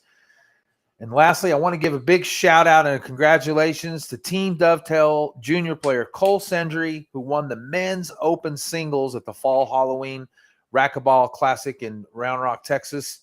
Cole's the newest member of Team Dovetail, and John Rhodes put on a fantastic event out there in Round Rock. So Cole, very I cool. love that kid. He's got a lot of potential. Good kid. Leo, we have our first ticket. Jorge Fernandez just bought a ticket for the bag raffle. So let's show it again. Jorge Fernandez. We're going to write go, Jorge. now. Okay. And we're going to put you into the raffle. Look at this. I'm going to take out the pen, Leo. Don't forget, we're doing a promo right now before the show ends. If you choose the 5-ticket option for $40, you will get 1 free ticket tonight. Jorge. You got a couple minutes. You're going right in. Boom. Jorge. I know Jorge. If it's the same Jorge, he is from Dallas. Jorge's in. Thank you, Jorge. Your ticket is in. Anybody else that wants to get in, again, there's the instructions right there. You know, Leo, I know you want to see more people buying tickets while we're here because we're closing out the show. You know, let me see. I think we went through all the hot topics. We had a great show tonight. You know, thanks to Kane for coming on again. It's always great to hear from the GOAT. I can't wait to see where the online coaching and maybe some other opportunities might come for him. We talked about Mike Grizz tonight and his new appointment as the USAR executive director. So it'll be kind of cool to hear from him. He'll be on the show. 3-wall ball update we got into tonight. The Treasure Coast Series update, the Dovetail Open, pushing that bag raffle. I'm trying to keep it going, y'all. I'll give you a few more minutes. You got another one, Leo. You got another one. Awesome. Gene Fry. He gets 10 tickets. Mr. Fry. What? Wait a minute. He bought 10 tonight? Oh, that wasn't part of the deal. Oh, what do we get? Yeah, it is. We got to give him 11, don't we? Wow. Yeah, he gets the double because I didn't say anything about buying 10 tickets. So, wow, way to go, Gene. Overachiever. Way to go. I'm writing That's his so name cool. right now, and we're gonna show. He gets 12 tickets. After he gets 12. Okay, 10 because well, it was 12 because it was buy 5 and get 1 free. So I mean, hey, we do the right thing here. We don't have any fine print. We keep it real. We keep it real. Thank you guys for tuning in. I hope you guys liked the show. I ended the show with these comments and suggestions last time. Let us know. Suds and I go back through this show. We read and like every comment as Suds is showing you the tickets for Gene Fry.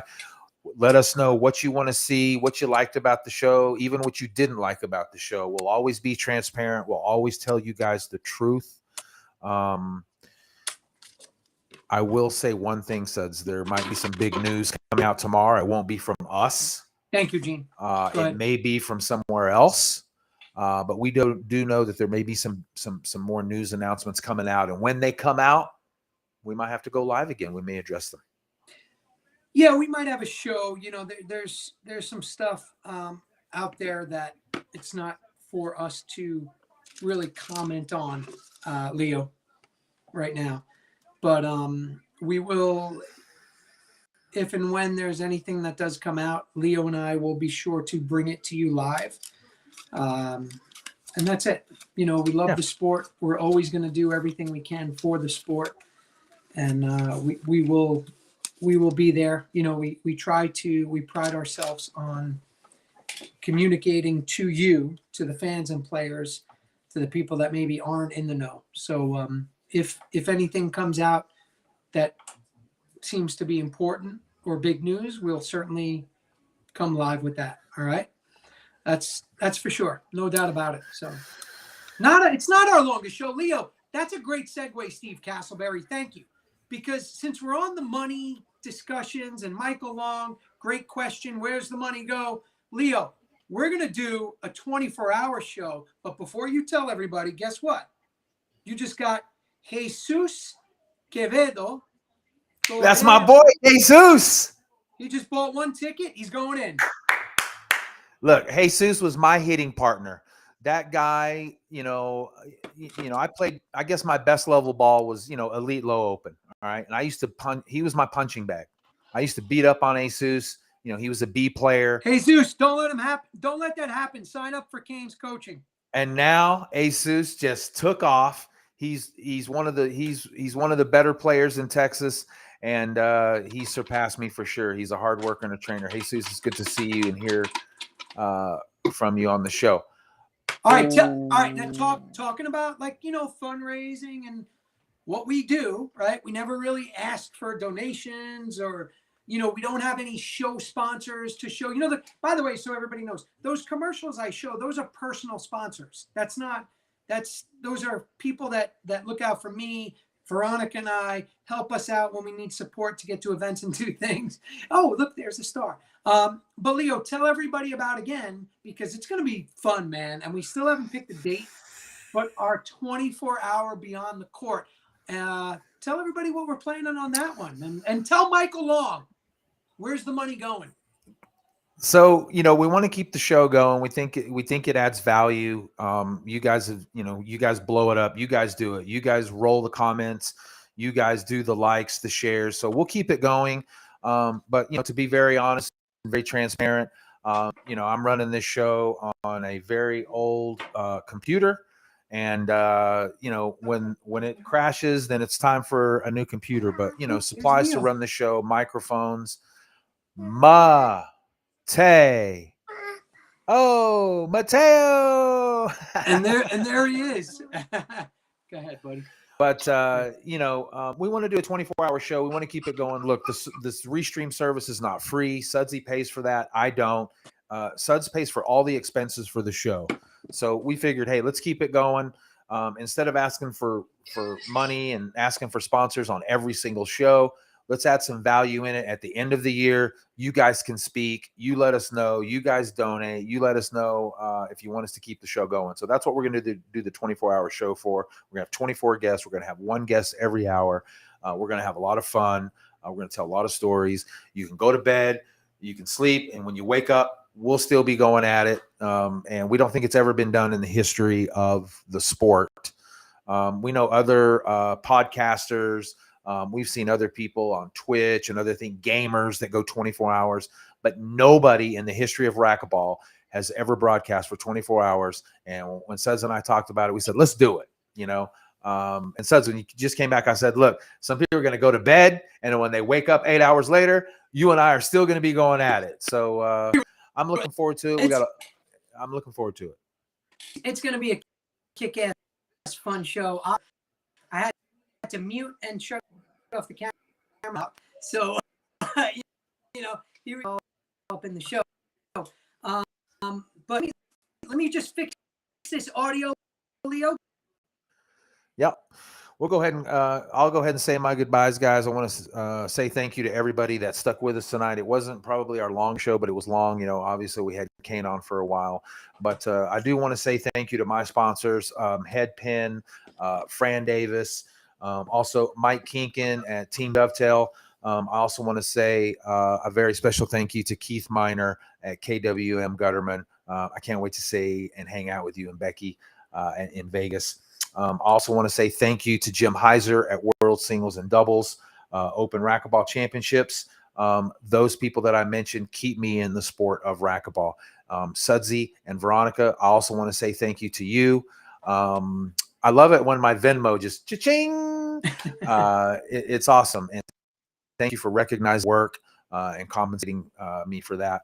I also want to say, most importantly, thank you to all my friends and my family. Yes, it's true. I got hacked.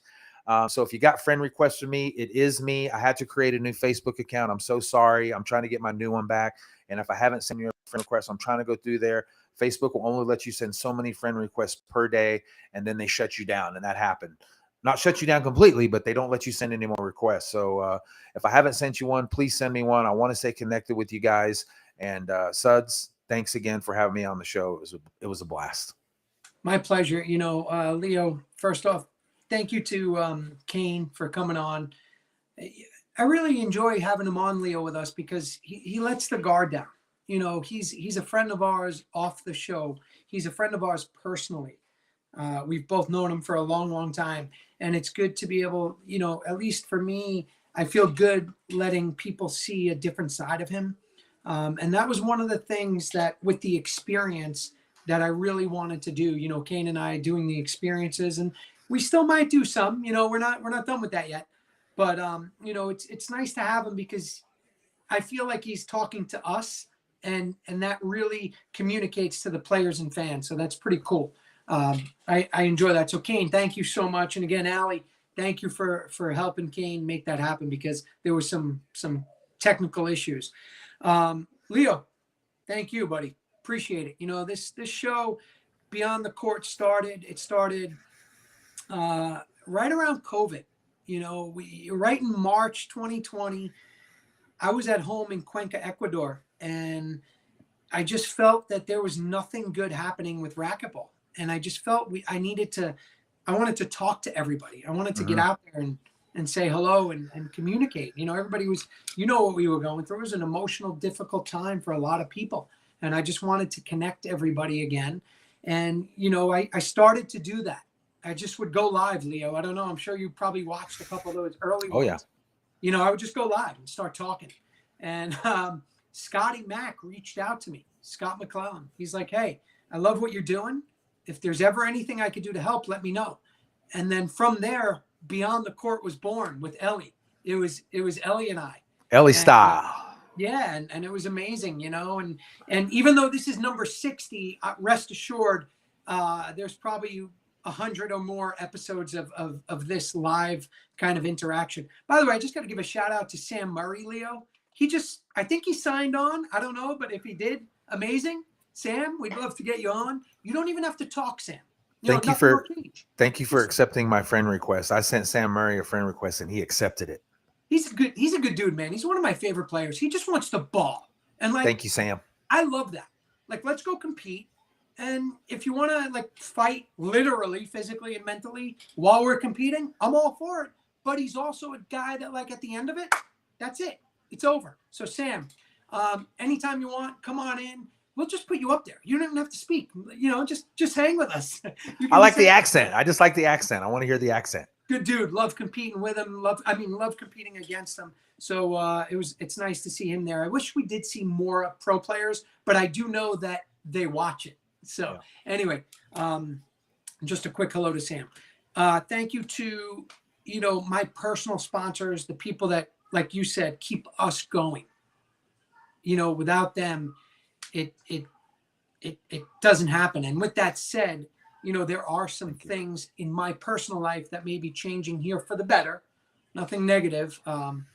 You know, and again, we'll talk about that later, but thank you, you know, Frank Hotels, Performance Chemicals, KWM, Angels on Earth, Sal and Dee Perconti. Love you all. You've all always been there to make sure that I can continue this journey of giving everything I can, my passion and energy to racquetball. And I appreciate that. And just most recently, you know, Mike Kinkin and Team Dovetail, you know, he's gotten involved with a bunch of our events and he's continued to do that. So, you know, Veronica and I, we really appreciate that. And then there's also an amazing group of just individual friends, families, supporters. We appreciate it. And like somebody said earlier, to all you fans, to all you players, because without you, nobody gives a shit. And I appreciate that. I really do. You see the energy, the passion, the excitement, not only from me, obviously from Leo as well. I appreciate that. And really thank you. There's not enough thank yous because it's all about that. And we'll continue to do everything we can. And Leo, I always close the show and say it, but without Veronica, you know, I'm just not sitting here. She brought me back. She made sure that I was doing what I'm supposed to do. And it's be part of racquetball and making sure that all of you fans, all of you players are still interested, still energized, still excited. And that's all we want you to do is be all of those things. Okay. So again, Leo, thank you. Thank you to our guests. Thank you to the players. We love you. We'll see you soon. If there's any breaking news this week, Leo and I will jump on it. We'll jump on a live. We'll discuss it. So with that, go Yankees. Leo, we're 1 out away. How are your Cowboys doing? Yeah. Okay. All right. It's 20-3 Philly. Good night. Right. Hey, it's a long season. My Yanks, we're 1 out away from going to a game 5 tomorrow night in the Bronx. at Yankee Stadium. And I can tell you this, love or hate the Yankees, there is nothing like Yankee baseball in the Bronx in October. And if I could go to that game, my ass would be there. So anyway, to all of you, thank you again. Go play racquetball tomorrow. Go introduce racquetball to somebody. We are all racquetball. We will see you soon. Leo and I have so much to do. We're going to keep it going. And have a great night. Thanks. Good night, everybody. Knox. See you, bud. Hope to see you in Test soon. Good night, everybody.